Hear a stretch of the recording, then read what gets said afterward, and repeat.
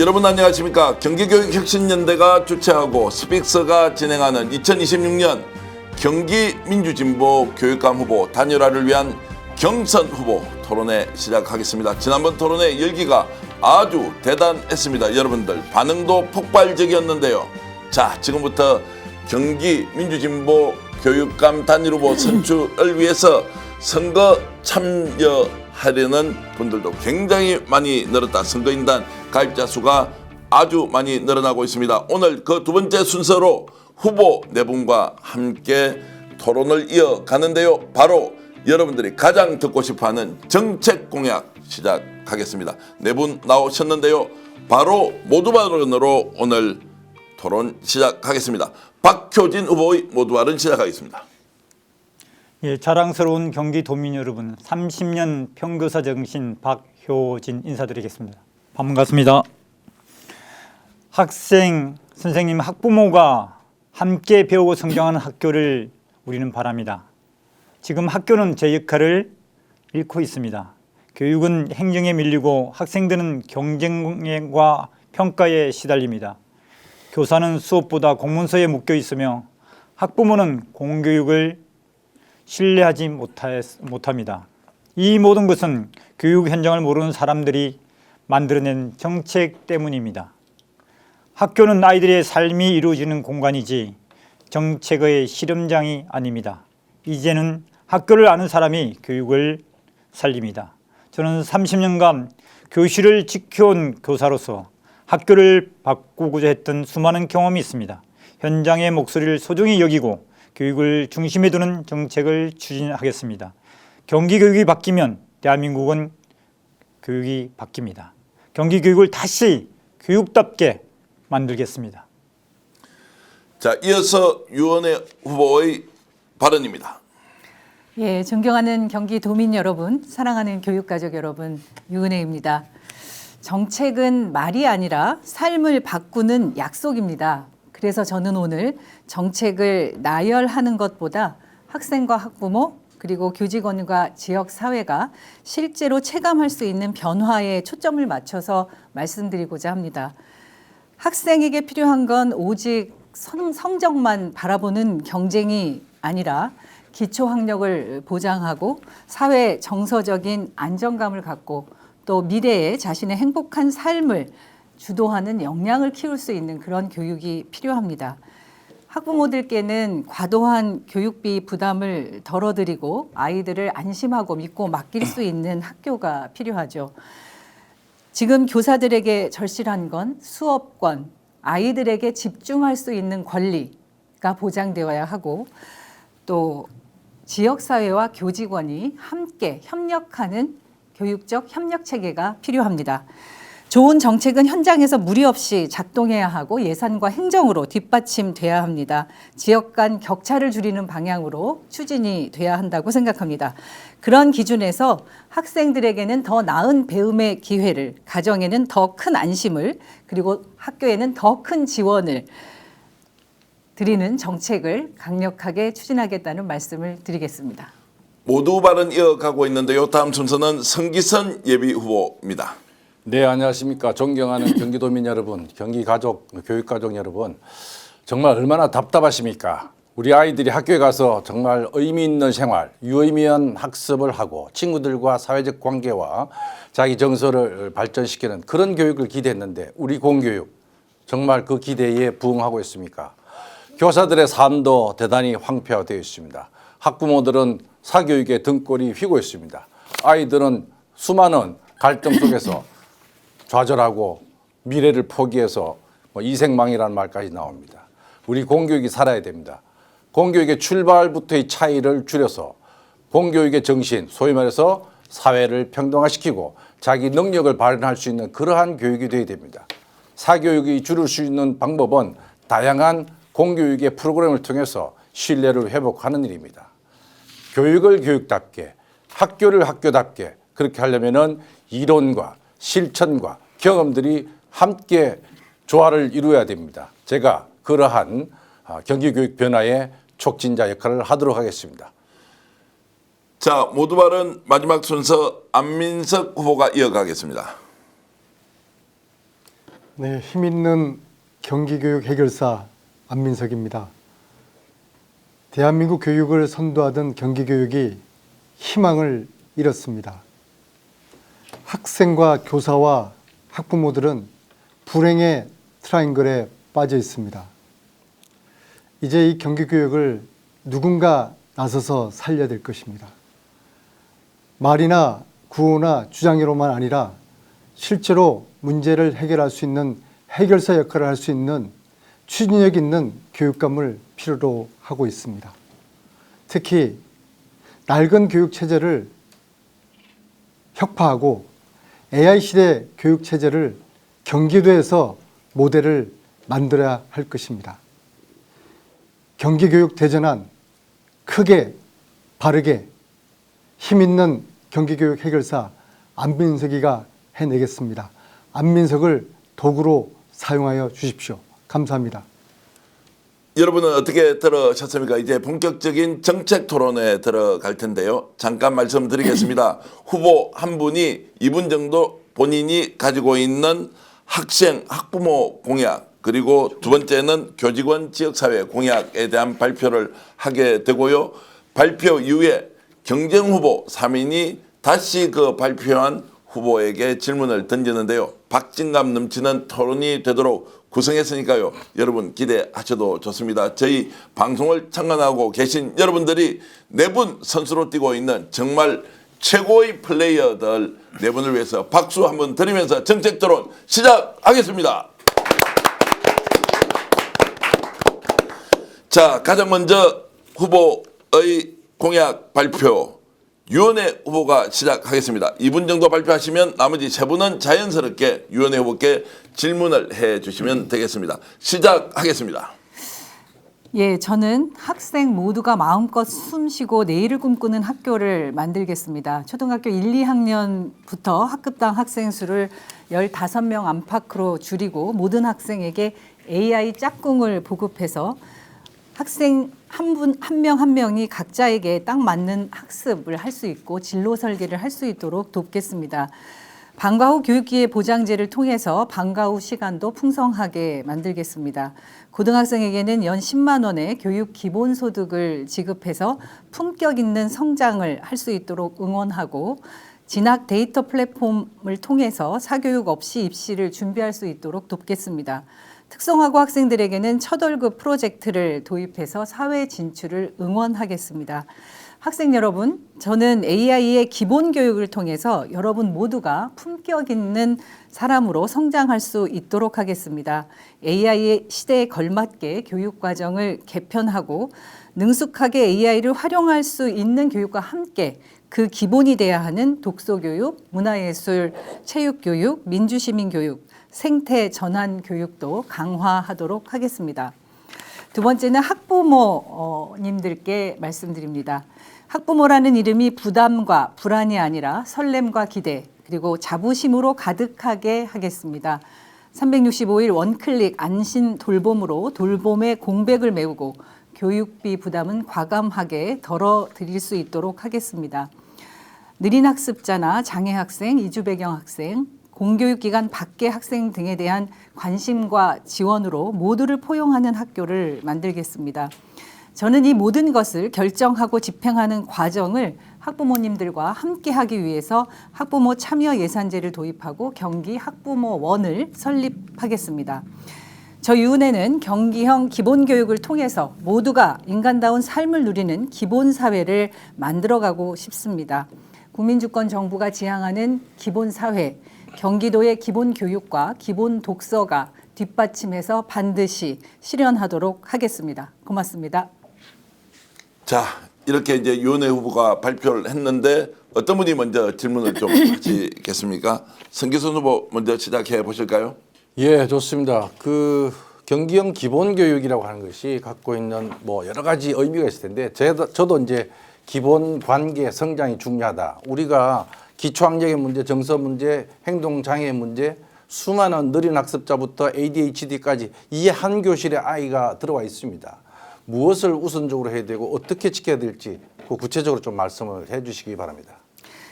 앞서 말씀드렸지만 저는 초등학교 1, 2학년의 기초 학습 그리고 사회 정서적인 지원이 굉장히 우선 필요하다고 생각해서요. 초등학교 1, 2학년 학급당 학생 수를 15명 안팎으로 줄이고 협력교사제를 통해서 아이들 한 명 한 명이 지원받을 수 있도록 하겠다는 말씀을 드렸고요. 제가 기본교육이라고 말씀드리는 것은 기초교육을 의미하는 것이 아닙니다.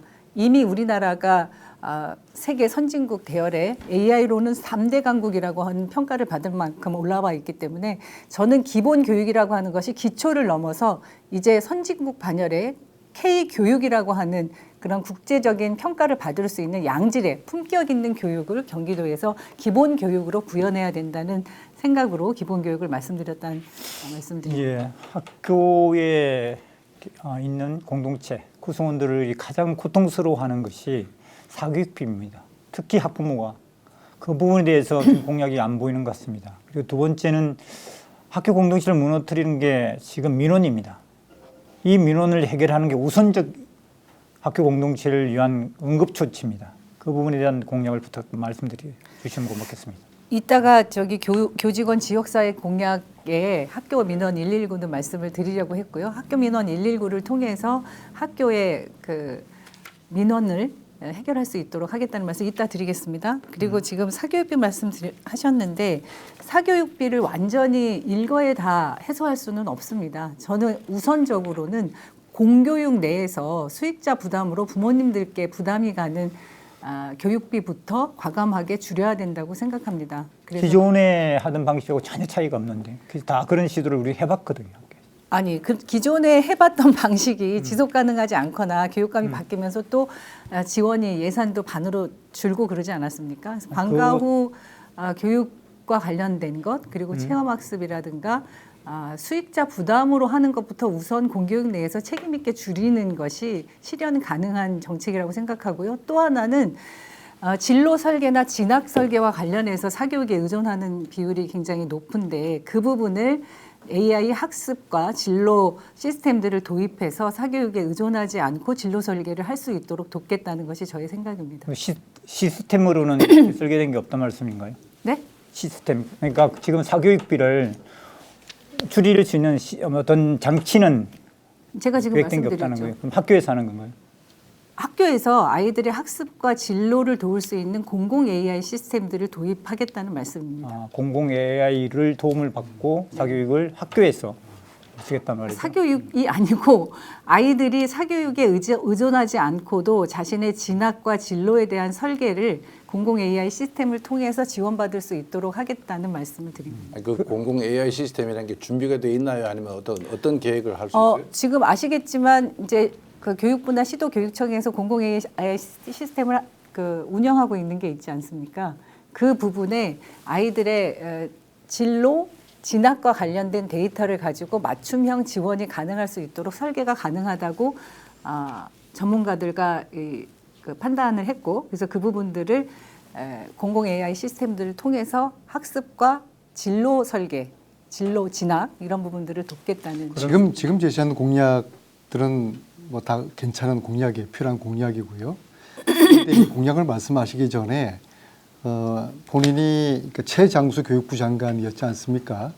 그때는 이걸 왜 못했는지 특히 당시에는 7개 시도 교육감 중에서 14분이 진보 교육감이었어요. 해방 이후에 중앙과 지방의 진보 교육 권력이 가장 강했을 때였거든요.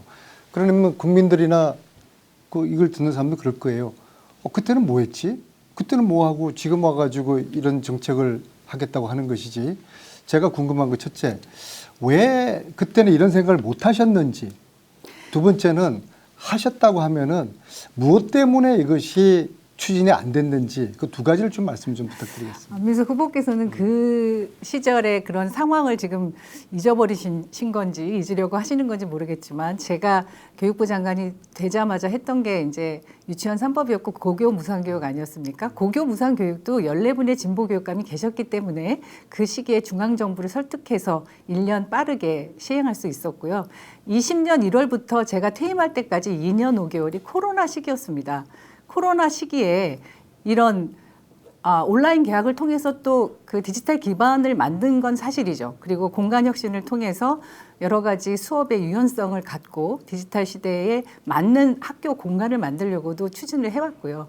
그때 이런 생각을 못해서가 아니라 AI가 이렇게 급속하게 발전하는 이런 속도로 발전하는 상황에서는 그 시대를 지금의 잣대로 평가해서는 안 된다고 생각합니다. 그 사교육 문제는 사실은 730 교육개혁 조치했던 과외 금지가 가장 효과적이었다 이런 뭐 우스갯소리도 있지 않습니까? 물론 다 없어졌지만은 그러니까 이러한 사교육을 없애기 위한 AI 도입이라고 하는 것이 물론 필요합니다. 필요한데 과연 그게 성공할 수 있을까? 지난번 AI 디지털 교과서와 또 지금 하고 있는 하이러닝과 같은 이런 어떤 기술공학적 도입이 우리에게 어떤 약속된 결과를 보장할 수 있을까? 그것과는 다르죠. 하이러닝이나 뭐 AI DT하고는 전혀 다른 것이고요. 이거는 좀 시간이 걸릴 수 있지만 아이들의 학습 경로, 학습 이력이 축적이 되면 그 부분이 내가 어떤 진로, 어떤 진학을 선택해야 되는지에 대한 개별 맞춤형 지원이 가능한 시스템으로 만들겠다. 이를테면 나이스의 경우에도 정보가 초등학교, 중학교, 고등학교 올라가면서 다 끊어지잖아요. 이런 시스템의 단절로 인해서 지금 AI로 저 진로 진학을 미리 준비한다고 한들 그게 나중에 대학까지 또는 평생 직업까지 연결되는 이 구도를 만들어야 된다고 생각합니다. 그렇죠. 그 구도를 만들어야죠. 학교에서 진로 수업을 할 때 가장 중심이 되는 것은 자기 스스로 진로를 찾을 수 있는 힘입니다. 그렇죠. 근데 지금 말씀하신 내용 중에 사교육을 경감시키는데 AI를 이렇게 했을 때 실제적으로는 사교육이 줄어들 것 같은 짐작은 절대 안 됩니다. 그냥 우리가 그렇게 말은 할 수 있어요. 가보지 않은 세상이니까. 네. 근데 제가 이 말씀을 드리는 이유는 그렇게 학부모님들이 사교육을 시키는 그 마음을 그것으로 채워줄 수 없다라는 것이 사교육이 계속 늘어나는 것은 부모님들이 사실은 불안하기 때문 아니겠습니까? 네. 아이들이 말씀하셨듯이 학교 교육을 통해서 자신의 진로를 설계할 수 있는 다양한 체험이나 경험 그런 탐구를 해야 되는데 그런 것들이 보장되지 않는 게 우선 문제였잖아요. 그래서 그 부분들을 하자고 하는 게 이제 고등학교에서의 다양한 선택의 기회를 주는 고교학점제를 그래서 시행하자고 했던 것이고 그리고 사교육에 의존하는 그런 불안한 부모님들의 심리적 그런 걱정을 덜어드리는 게 사교육비 뭐 실제적인 액수가 아니라 그런 불안 심리를 덜어드리는 것부터 출발해야 된다고 생각합니다.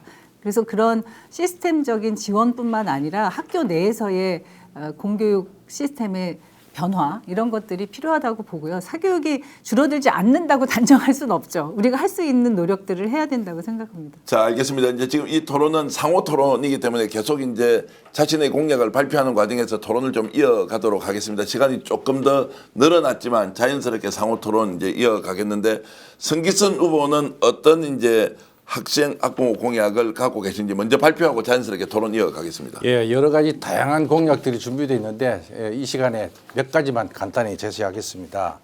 지금까지 대개 교육 정책들을 보시면은 하드웨어 중심입니다. 위에서 어떤 예산을 편성해서 어떻게 하면은 멋진 건물과 어떤 프로그램에 대한 관심보다는 어떤 양적인 성장에 어떻게 대응을 해왔던 그런 시절이었습니다. 학생 수가 감소하면은 이제 질적인 전환을 해야 되는데 그 질적인 전환을 하기도 전에 벌써 예산을 축소하고 교원 수급을 또 축소하고 이렇게 되다 보면은 오히려 질적으로 더 떨어질 수 있다 생각됩니다. 핵심은 저는 그렇게 생각합니다. 수업입니다. 교수 학습 과정에 질적 성장이 있지 않고는 수업이 변화될 수 없고 그 수업이 변화되자면은 학교는 재기능을 할 수 없다. 그런 모든 공약의 초점은 저는 수업에 두고 있습니다. 그래서 1학년 때 앞서 얘기한 것처럼 초등 학급당 학생 수를 10명으로 해서 그 아이들의 출발점의 격차, 불평등을 없애주는 방식으로 가야 된다. 거기에 이를테면 기초학력에 대한 문제도 다져줘야 되고요. 정서적인 행동적인 장애 부분도 교사들이 아이들 하나하나 눈맞춤 해줘야 되고 만약에 혼자 할 수 없으면 외부 전문 인력들과 시스템이 지원을 해줘야 되는 그런 구도로 가야 됩니다. 그렇게 해서 학부모들이 우리 아이가 학교 가서 적응을 잘 할 수 있을까라는 그 걱정을 들어줄 수 있도록 그렇게 해야 됩니다.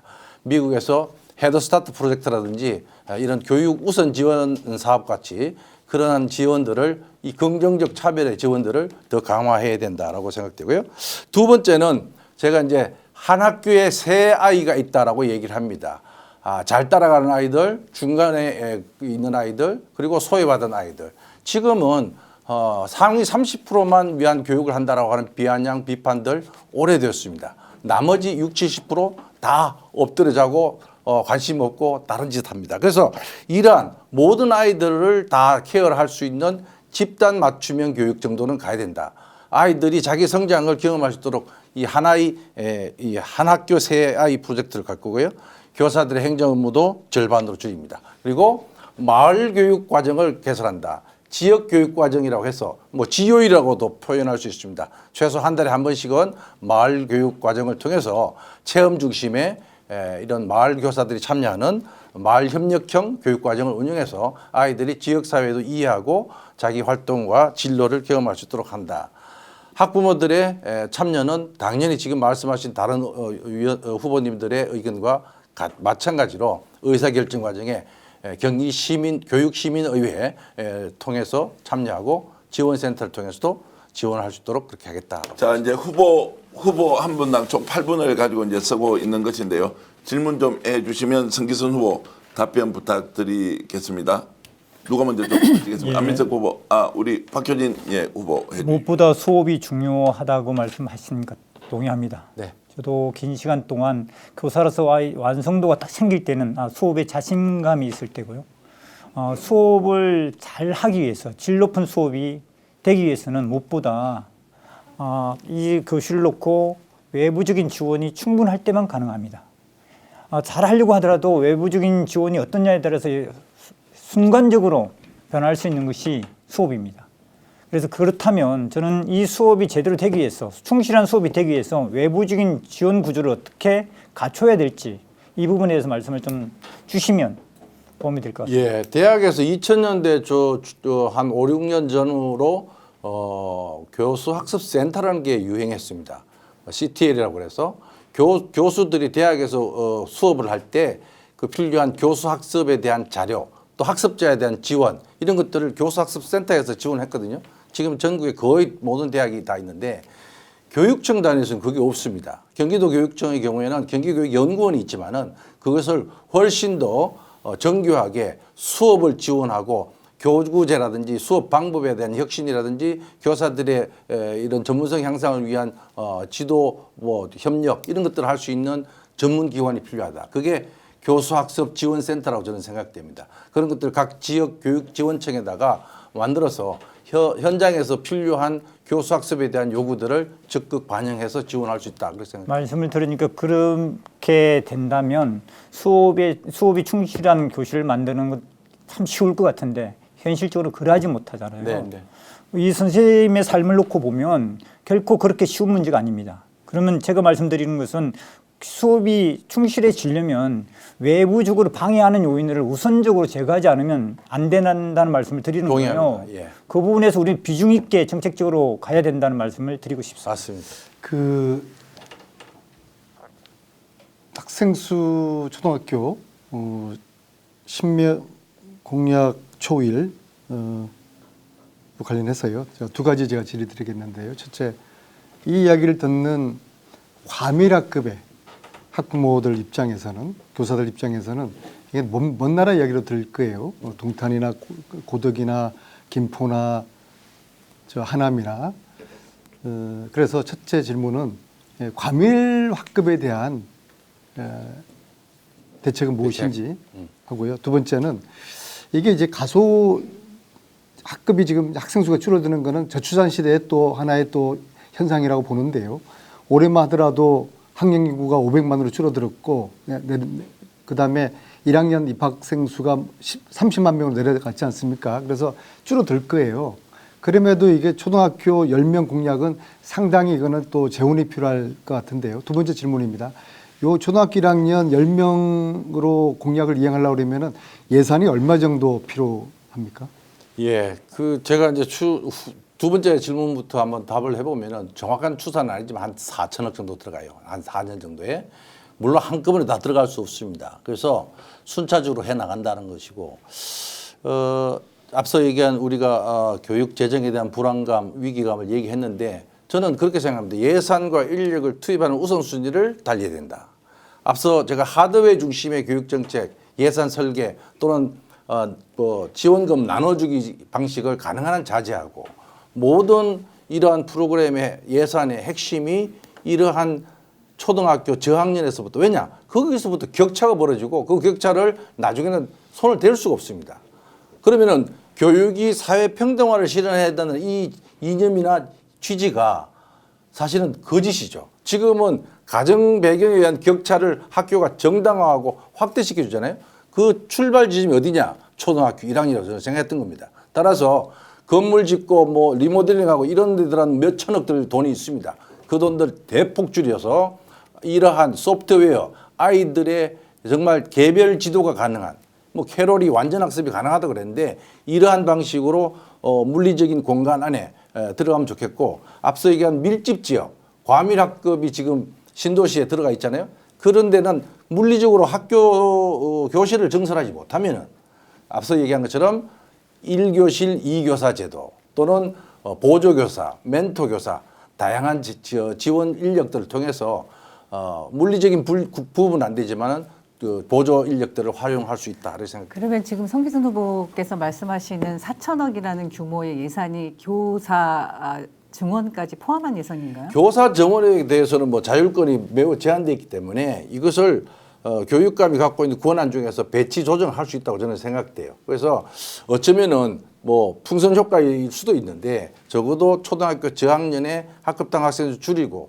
또 앞서 얘기한 것처럼 학교가 줄어드는 그런 숫자까지 고려한다면은 탄력적으로 운영 가능하고 우선적으로 과밀 학급이 있는 지역들부터 먼저 실시해 나간다면은 크게 무리수가 없다. 그럼 과밀 생각됩니다. 학급이 있는 지역은 실제로 학급당 학생 수를 줄이기보다는 협력교사나 이런 그러니까 그렇죠. 실제로 지원 인력을 늘려서 맞습니다. 해결하겠다는 그 두 가지를 말씀이신가요? 병행할 되는 수가 있다고 말씀입니다. 생각합니다. 근데 제가 아까 이제 저는 15명 안팎 이렇게 네. 학급당 학생 수 초등학교 1, 2학년 먼저 말씀을 드렸는데 10명으로 하신 이유는 무엇인가요? 그러니까 그 사회적 관계를 형성하는데 전문가들의 의견은 적어도 한 15명 정도의 규모가 필요하다는 이야기들을 많이 하시던데 그 부분은 어떻게 생각하십니까? 그러니까 기본적으로 지금 1학년 평균이 한 23명 정도 나옵니다. 그러니까 23명의 초등학교 교사 중에서 1학년 담임하려고 하는 사람이 아무도 없죠. 없습니다. 예. 너무나 과합니다. 제가 예전에 교생 실습도 초등학교 한번 나간 적이 있는데 그때 1학년을 다 맡았는데 아주 그냥 정신이 없이 근데 저는 보냈던 시절이 협력교사는 있습니다. 꼭 필요하다고 네, 생각합니다. 협력교사 들어가야 되고요. 그러니까 10명인 이유는 사실 뭐 과학적인 근거가 있는 건 아닌데 적어도 최소 10명이 한 교사가 눈을 맞출 수 있는 그 숫자라고 여러 가지 연구에 나오기 때문에 대략적인 10명인데 그건 조정이 가능하다고 생각됩니다. 네. 자, 이 정도 이제 하겠습니다. 10분 가까이 이제 토론을 했는데 상호 토론 이렇게 활발하게 진행되면 시간을 좀 더 쓰셔도 좋겠습니다. 안민석 후보, 자 본인의 학생 그리고 학부모 공약 발표해 주시고 자유롭게 또 세 분이 토론해 주시면 고맙겠습니다. 저는 먼저 이제 학생들을 위한 이제 공약 뭐 여러 가지가 있지만 오늘 이제 두 가지만 말씀드리겠습니다. 이제 첫 번째 공약은 무상 에듀버스입니다. 제가 그 경기도에는 아이들이 통학을 원거리 통하는 우리 학생들이 굉장히 이제 많아서 그 실태를 파악하는 과정에 파주에서 학생 통학 버스를 17대를 운영하고 있다는 이야기를 듣고서 제가 가서 그 버스를 타고 그 버스의 운영 체계라든지 예산이 어떻게 마련되고 있는지도 이제 봤습니다. 벽계기를 통해서 가능하더라고요. 시청과 교육청이 함께 그 예산을 마련한 겁니다. 큰 돈도 아니에요. 한 30억 정도로 거의 한 절반씩 이제 나눠서 내는 구조인데 이것은 마침 경기도 도지사 후보님 중에 한 분이 청소년 무상버스 공약을 내걸었더라고요. 유력한 후보시니까. 그래서 청소년들에게 이제 안전한 그 버스, 특히 등하굣길에 편리하고 안전한 버스 이것은 일종의 그 시대적인 그 흐름이라고 보고요. 파주의 파프리카라는 그 버스를 이미 경기도에서 올해 한 7, 8군데가 지금 그대로 시행을 하고 있어요. 그래서 저는 이 안심 에듀버스를 경기도 전역으로 확산하겠다. 그래서 학부모들이 더 이상 아이들 등하굣길에 불안하지 않도록 또 안전한 또 편리한 그런 버스를 제공하겠다. 요 말씀을 첫 번째로 드리고요. 두 번째 씨앗 교육 펀드를 공약을 말씀드리겠습니다. 중학교 1학년 들어갈 때 펀드로 100만 원씩 지급하고 그것을 6년 동안 관리하게 한 다음에 그리고 고등학교 졸업할 때 그것을 찾아갈 수 있도록 해서 기회의 마중물 역할을 할 수 있도록 하자는 것입니다. 그래서 동시에 경제 금융 교육을 실질적으로 할 수 있는 그런 좀 체계를 만드는 씨앗 교육 펀드를 만들고요. 이게 한 1,300억 정도 예산인데 저는 이거 역시도 경기도에 지금 새는 예산만 잘 잡아도 이거 가능하다고 이렇게 보고요. 그리고 이제 학부모들 관련돼서는 학부모들 이렇게 쭉 만나 보면은 딱 느끼는 게 학부모 단체를 임태교육감이 다 없앴다는 그 불만이 굉장히 많습니다. 그러나 이것은 교육의 주체인 학부모들의 존재 자체를 부정하는 것이고 학교와 학부모들의 소통 구조를 없애버린 거기 때문에 이것은 시급하게 부활시켜야 된다고 봅니다. 그래서 학부모들의 역할을 강화하고 학부모 단체를 지원하고 그리고 자녀 교육에 필요한 학부모들의 연수가 강화될 수 있도록 그렇게 해서 학부모들의 지원을 강화를 하겠다. 그러한 공약을 말씀드리겠습니다. 자, 어느 분이 먼저 질문을 좀 해주시겠습니까? 예. 지금 씨앗 펀드 그 부분 관련해서 좀 질문드리겠습니다. 경제적 관점을 갖는 데 있어서 중요한 시기는 중고등학교 시기보다는 저는 초등학교 시기라고 생각합니다. 실질적으로 이때 잘 다가가는 것 이게 중요한데 초등학교에서 하지 않는 이유는 뭐죠? 초등학교는 이미 그 아동 수당이라는 그런 식으로 아이들에게 그 지원이 되고 있기 때문에 다르지 않나요? 그거하고? 그리고 이제 경제 교육은 참 전문가들의 이야기에 의하면 청소년기 중학교 1학년 정도가 물론 뭐 초등학교 때부터 할 수도 있겠지만은 중학교 1학년 정도가 중고 시절 정도에서 나름대로 금융 교육과 동시에 이것이 적절한 시기다. 그런 제가 자문을 받았습니다. 이게 이제 경제 교육 중요합니다. 이게 우리가 교육을 할 때 지식 교육만 해서는 안 된다. 그런 주장을 하죠. 그러니까 저는 이제 경제 뭐 경험, 활용, 체험 교육을 해야 된다라고 얘기하는데 이 중학교 1학년 학생들이 과연 그런 돈을 만약에 100만 원을 받았을 때 그 경제 교육의 토대로 그걸 쓸 수 있을까? 뭐 그것도 하나의 질문이고요. 두 번째 질문은 사실은 이 1,300억 정도가 되면은 우리 경기도의 이 학교가 한 2,500개 정도 있죠. 각 학교당 한 5천만 원 이상의 돈을 지급할 수 있는 돈입니다. 그리고 만약에 앞서 우리가 교사가 부족하다고 그랬는데 뭐 연봉 3천에 해당되는 뭐 기간제 교사가 들어온다 하면은 그게 약 한 3,000명 또는 4,000명 정도 되는 채용할 수 있는 예산이거든요. 그러니까 지금 우리가 과밀학급 해소라든지 기초학력에 대한 문제라든지 뭐 교사 인력 확충이라든 문제 이 수많은 과제들이 있는데 이 돈을 그렇게 우선순위로 볼 때 이걸 쓰면 되겠냐라는 질문을 한번 다시 드리고 싶습니다. 두 번째 질문부터 말씀드리면요. 그건 좀 생각의 차이라고 봅니다. 실질적으로 지금 우리 아이들이 배우고 있는 이 교육이 아이들 미래에 필요한 만큼의 얼만큼 지식과 경험을 해주고 있는가. 그랬을 때 아이들에게 특히 미래 아이들이 굉장히 이제 불안한 상태에서 사회 진출을 하지 않습니까? 그래서 이제 그런 차원에서 이것은 다른 어떤 것보다도 굉장히 좀 중요하다. 그런 생각이고요. 그 다음에 그 펀드를 본인이 운영할 수는 없죠. 어떻게 중학교 아이들이 펀드를 운영하겠습니까? 이 공약이 발표되니까 우리나라 유수의 펀드 회사에서 굉장히 관심을 가지고 이미 이런저런 제안을 해오고 있더라고요. 그래서 이것은 이제 공정하고 투명한 절차를 거쳐서 실력 있고 신뢰 있는 그런 펀드 회사가 이제 운영할 수 있도록 그렇게 설계를 하는 것이죠. 네, 그래서 아이들이 직접 하는 건 아닙니다. 네, 그 아이들 해보면 더 재밌을 텐데요. 금융 교육 필요하고요. 실물 경제를 또 잘 알아야 되죠. 우리 아이들에게 지금 공교육 내에서 그런 교육이 되지 않고 있다는 문제인식은 저도 공감하고 있고요. 그런데 이제 아이들이 어떤 돈을 번다는 것, 경제 활동을 한다는 것은 사실은 노동의 가치가 전제가 돼야 된다고 생각합니다. 그래서 아이들에게 우리가 이제 노동 인권 교육을 필요하다고 얘기하고 중요하다고 얘기하는데 이 부분과 연관해서 아이들의 노동 인권 교육 그 부분은 어떻게 연결하실 생각인지 하나 궁금하고요. 네. 그리고 이제 뭐 성 후보님 말씀하셨지만 1,300억이라고 하는 예산의 우선순위를 여기에 뒀을 때 아까도 말씀드렸지만 이제 2조 가까운 금액이 예산이 줄어들지 않습니까? 그러면 예산은 어쨌든 우선순위 정책 과제들을 시급한 부분부터 이제 투여해야 되지 않습니까? 그런 데서 이제 시급성과 인식의 차이는 있을 수 있는데 이 부분에 대해서 조금 더 설득력 있게 말씀해 주시면 좋겠습니다. 예, 좋은 질문 감사하고요. 그러니까 저는 항상 벽계기 예산을 생각을 해요.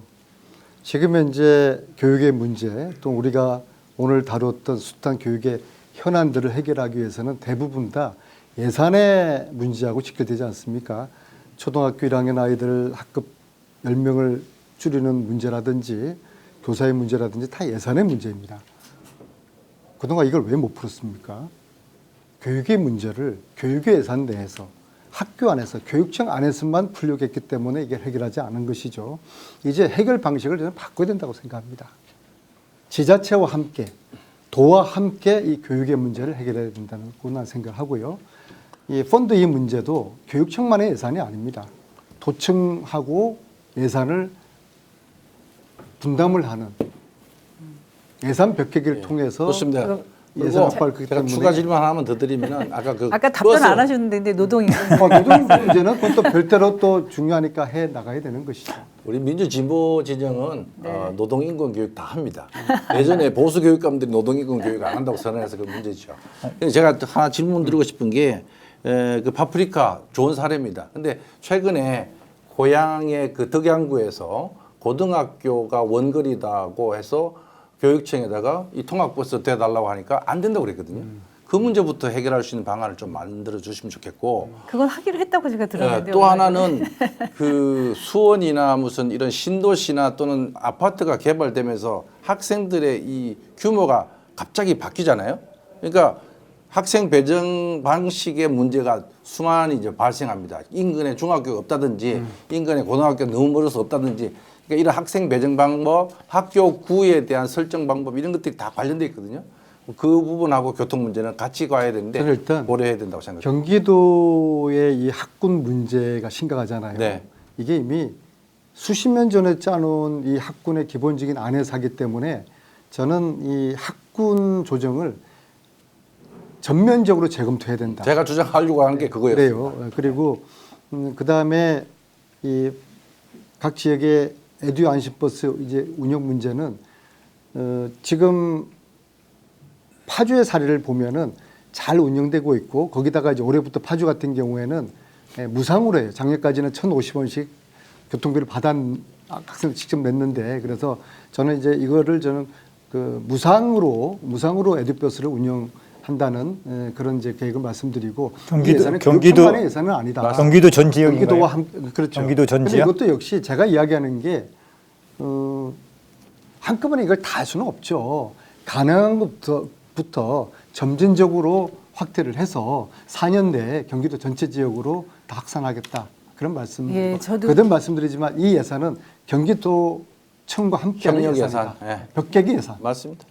좋습니다. 예. 모든 사업에서 교육 사업이 경기도와 교육청의 협력이 필요합니다. 예산만이 아니라 인적인 구조도 그렇고요. 시스템의 지원도 그렇다고 생각합니다. 그 부분은 충분히 공감하고요. 지금 시간이 다 된 건가요? 네, 자 그래서 이제 지금 박효진 후보가 이제 지금 공약 발표를 좀 해주시면 자연스럽게 토론 또 예. 이어가겠습니다.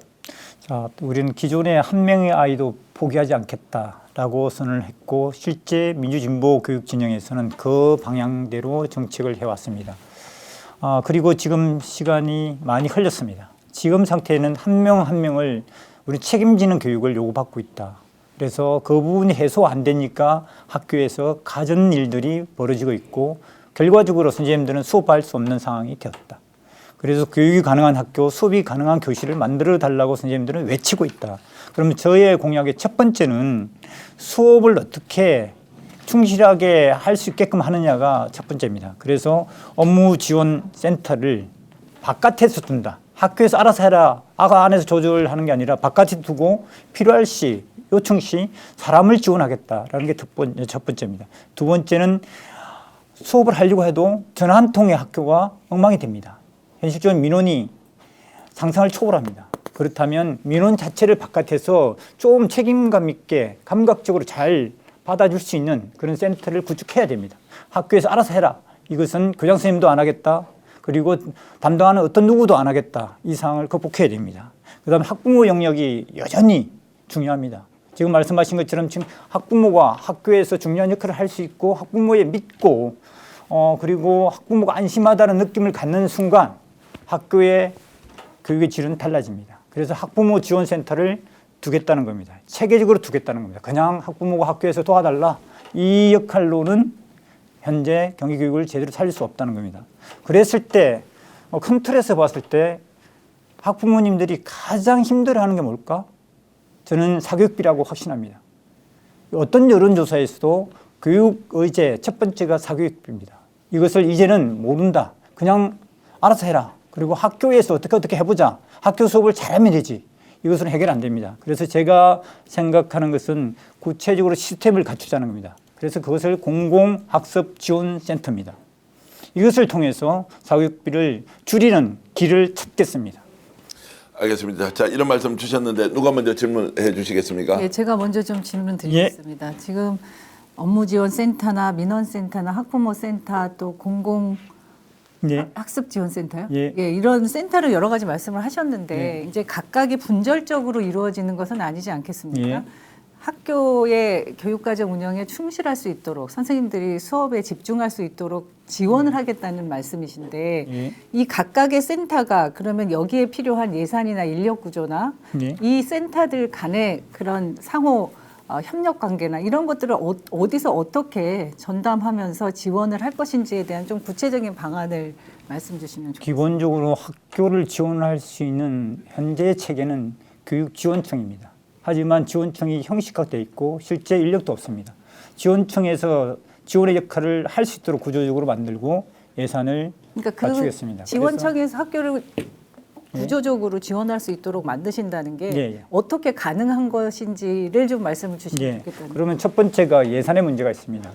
지금 학습지원센터 예산을 우리가 계산해 봤을 때 전국의 경기도의 시군별로 한 개 이상 운영하게 될 경우에 100억 정도면 가능합니다. 우리가 그다음에 두 번째 학부모 지원센터 자체는 지금은 그냥 기존에는 학부모 네트워크 이런 식으로 해가지고 학부모도 어떤 활동가를 교육청에서 이렇게 근무케 하는 이 구조로 갔습니다. 근데 이분들이 체계 있게 부서의 시스템으로 지원청에서 있게 되면 사람의 문제가 있고 예산의 문제는 그렇게 많은 비용이 들지 않습니다. 그 다음에 여기 말씀 민원 대응 센터입니다. 이것을 지금 민원 대응 팀이 시군교육청에서 작동하고 있습니다. 그런데 최근에 있었던 것처럼 우리가 전화하면 마치 SOS 치듯이 그렇게 대응하는 형태가 아니다라는 거 그것으로는 역할을 못합니다. 그래서 여기에서 전문가 인력풀을 두지 않으면 이 민원을 그냥 그러면 합니다. 후보님께서 말씀하시는 게 교육지원청에 강화한다는 겁니다. 학부모센터, 그렇죠. 저기 민원센터 이런 것을 예. 교육지원청 내에서 인력을 지원해서 거기서 담당하게 하겠다는 말씀이십니까? 맞습니다. 제가 말씀드렸던 학교 민원 119 시스템이나 저는 학부모 센터가 아니라 학부모 원이라는 것을 온오프로 플랫폼으로 만들어서 학부모들이 정보도 얻고 참여도 하고 참여 예산도 제한할 수 있게 이런 구조를 구상하고 있는데요. 제가 생각하는 것과 어떤 차이점이 있습니까? 저는 유 후보님이 말씀하시는 그 정책은 그냥 소프트웨어 같은 느낌이 듭니다. 근데 저는 시스템을 좀 체계 있게 갖추고 교육지원청 자체가 지원청 밑에 지금 현실은 어떻게 되냐면 초등교육지원과 그다음에 중등교육지원 이런 식으로 되어 있습니다. 이것을 지원 체계로 다 바꾸겠다는 겁니다. 예, 저도 지원 체계로 바꿔야 된다는 거에서는 동의하고 제가 먼저 이제 말씀드렸던 게 네. 교육청과 교육지원청의 조직 구조를 학교를 지원하는 시스템으로 바꿔야 된다. 지금처럼 탑다운식으로 뭔가 사업을 내리는 게 아니라 그래서 구조 전환이 필요하고 그러려면 조직과 예산의 편성이 바뀌어져야 되죠. 그리고 전적으로 바뀌어야 됩니다. 동의하시죠? 예, 예. 두 분이 하신 말씀이 학부모 지원 관련된 시스템 관련된 말씀에 대한 의견을 주고받는 것인데 어제 국회에서 학부모 지원센터 이 법안이 통과됐어요. 네, 알고 있습니다. 그렇기 예. 때문에 이 문제는 이제 큰 페이지는 이제 넘어간 거예요. 이제 단지 이것이 형식적이거나 학부모들의 소극적인 참여가 아닌 실질적으로 교육의 주체로서 학부모들의 역할을 끌어내는 참여를 끌어내는 경기도형 학부모 지원센터를 어떻게 만들 것이냐, 경기도 본청과 지역청 사이에 이런 고리를 어떻게 잘 연결할 것이며 그것이 학부모들에게 어떻게 스며들어갈지 거기에 대한 이제 구체적인 그런 고민이 필요할 것인데 법안 통과된 거 알고 계시니까 예, 알고 그럼 있습니다. 기존에 박효진 후보님 생각하시던 이 학부모 지원 체계하고 이 학부모 지원센터 법 통과하고 사이에 어떠한 그 싱크로율이 어느 정도 된다고 보시나요? 실제적으로 지역에 맞게끔 할 어떤 것들을 이행하려면 많은 과제가 있습니다. 그 과제를 푸는 데 전제 조건은 학부모의 자발성, 그다음에 자율성이 보장돼야 됩니다. 그다음에 두 번째, 지금 그와 비슷한 예가 있습니다. 학생 맞춤 통합 시스템이 있습니다. 하지만 경기도 교육청은 그것이 내려왔지만 무용지물입니다. 학부모 저도 질문 하나 할게요. 예. 뭐 그 정도만 해도 충분할 것 같고요. 지금 사교육비의 문제의식은 저도 마찬가지입니다. 예. 며칠 전에 발표됐죠. 2025년도 사교육비 총량이 29조에서 27.5조로 조금 내려왔습니다. 문제는 개인당의 사교육 부담 비율은 더 높아지고 계층 간의 격차는 더 벌어졌습니다. 자, 이 문제를 우리는 어떻게 해결할 것인가 앞서 문제의식은 갖고 있었는데 지금 학교에서 어떤 프로그램을 통해서 이걸 할 수 있을까? 공교육에 대한 신뢰가 부족한 상태에서 불안 때문에 조사를 해보면은 사교육 받는 절반이 학교 수업 보충용이고 한 25%가 소위 말해서 돌봄의 필요 때문에 예체능을 가고 있는 구조입니다. 그러니까 약 70% 이상이 학교 수업에 대한 보충과 이 돌봄에 대한 이런 요구이기 때문에 이 사교육비를 없앨 수 없죠. 줄이려면은 학교에서 어떻게 해야 되느냐. 이 안을 만들어내야 된다는 거죠. 저는 학교에서 기존의 여러 방식으로 노력을 했습니다. 하지만 현실적으로 그것이 사교육비를 줄이는 방향으로 가지 못했다는 걸 네. 인정해야 됩니다. 그래서 학교에서 하면 안 됩니다. 저는 학교에서 학교 교육에 충실하고 그리고 학부모들이 불안해서 아까 말씀하신 것처럼 불안해서 아이들 학원 보내는 것 그리고 아이들도 뭔가 배우는 욕구가 있을 때 바깥 지역에서 할 수 있다. 그래서 그게 사교육이잖아요. 아니죠. 그 바깥 지역을 사교육, 학교 안의 공교육 이 관점과 다르게 이 바깥 지역을 공공 영역이다. 그래서 저는 공공학습지원센터라고 하고 이것이 제대로 관리될 수 있도록 교육지원청에서 역할을 하는 겁니다. 우리는 지금까지 해오던 자기주도학습센터랑 뭐 전혀 차이나 거기에 사람이 있는데? 그것보다 더 버전업을 시키고 거기에 사람이 들어가는 겁니다. 네. 실제 우리가 그 동네에는 동네 석사, 박사 그리고 퇴직한 선생님들이 아이들을 멘토할 수 있는 능력을 갖추고 있습니다. 이 자원을 충분히 사용하면 이해했습니다. 되게 그러니까 지역 사회에서 그렇죠. 인적 자원을 예. 마을 교사들이 같이 함께 참여하는 예, 그런 센터다라는 그런 시도를 우리가 여러 번 비슷한 형태로 했습니다. 예, 예. 마을 공동체도 그 부분의 일부고 예전에 꿈의 학교, 꿈의 대학 비슷하게 우리는 노력한 방향이 있습니다. 그것을 좀 질적으로 체계 있게 하겠다는 겁니다.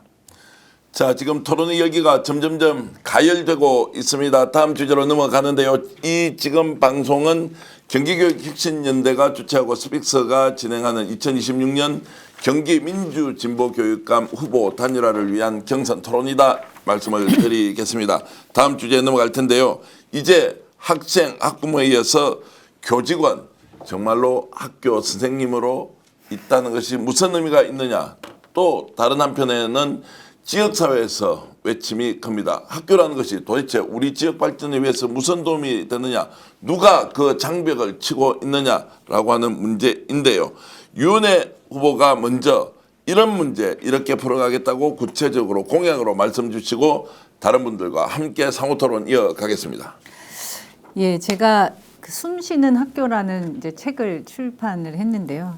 그 아이들만 숨 쉴 수는 없죠. 학교가 숨 쉬려면 현장에 계시는 선생님들 또 교직원 여러분 모두가 함께 숨 쉴 수 있어야 합니다. 선생님들이 앞서 우리가 여러 차례 말씀드렸지만 수업에 집중할 수 있고 아이들에게 집중할 수 있도록 그런 환경을 만드는 게 우선입니다. 그래서 학교 민원 119나 특이 민원 전담 팀을 만들어서 민원으로부터 선생님들이 해방될 수 있도록 먼저 추진하겠다는 말씀을 드리고요. 그리고 선생님들이 학교의 그 교육청이나 교육부에서 정책 사업들이 아무런 그 교사들의 의견 수렴이나 참여 없이 추진되는 것에 대해서 매우 불편해하시고 힘들어하십니다. 저는 교육 정책을 특히 학교와 관련된 사업을 추진할 때에는 선생님들의 의견을 반드시 수렴하고 선생님들이 그 의사결정 과정에 참여할 수 있는 그런 구조를 만들겠다는 말씀을 드리고요.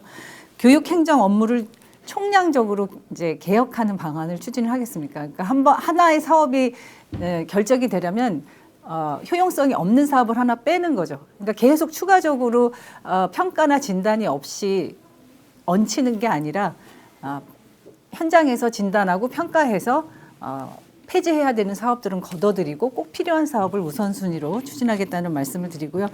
그리고 교직원들의 건강, 마음 건강 이 부분도 전문성을 더 높일 수 있는 역량 지원과 더불어서 심리 정서적인 마음 건강 지원도 체계적으로 하겠다는 말씀 드립니다.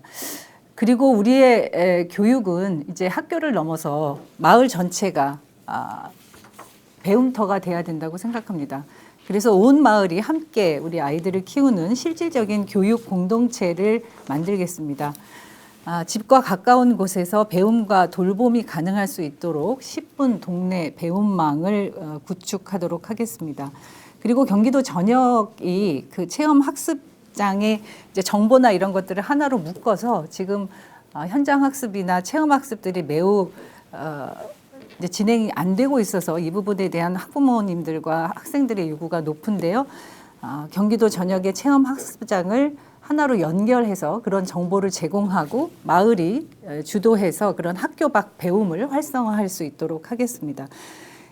제가 학교 구성원과 지역 주민들이 이렇게 실질적인 협력 체계들을 갖춰서 경기형 자치학교를 만들겠다는 말씀을 드렸는데 이 부분은 이제 과거의 혁신학교라든가 꿈의 학교를 좀 더 버전업해서 교육과정 운영의 자율성을 보장하면서 새로운 학교 모델로 학교와 지역이 상생하는 경기형 자치학교를 만들겠다는 말씀을 드립니다. 그리고 안 후보님도 아까 이제 도와 교육청의 협력 관계를 많이 말씀하셨는데 저는 교육감과 도지사가 경기교육자치위원회를 구성해서 교육자치 통합기금도 운영하고 교육에 대해서 함께 협력할 수 있도록 그런 체계들을 갖추고자 합니다. 학생들, 학부모님들 그리고 교사, 교직원 모두가 빛나는 숨쉬는 학교를 경기도에서 만들겠습니다. 자, 질문 좀 해주시죠. 네. 공약 발표 잘 들었습니다. 저는 유 후보님께서 자치 역량을 강화하겠다는 말씀이 저한테 들렸습니다. 근데 기존에 우리는 많이 이야기를 했습니다. 학교 자치, 학생 자치, 학부모 자치.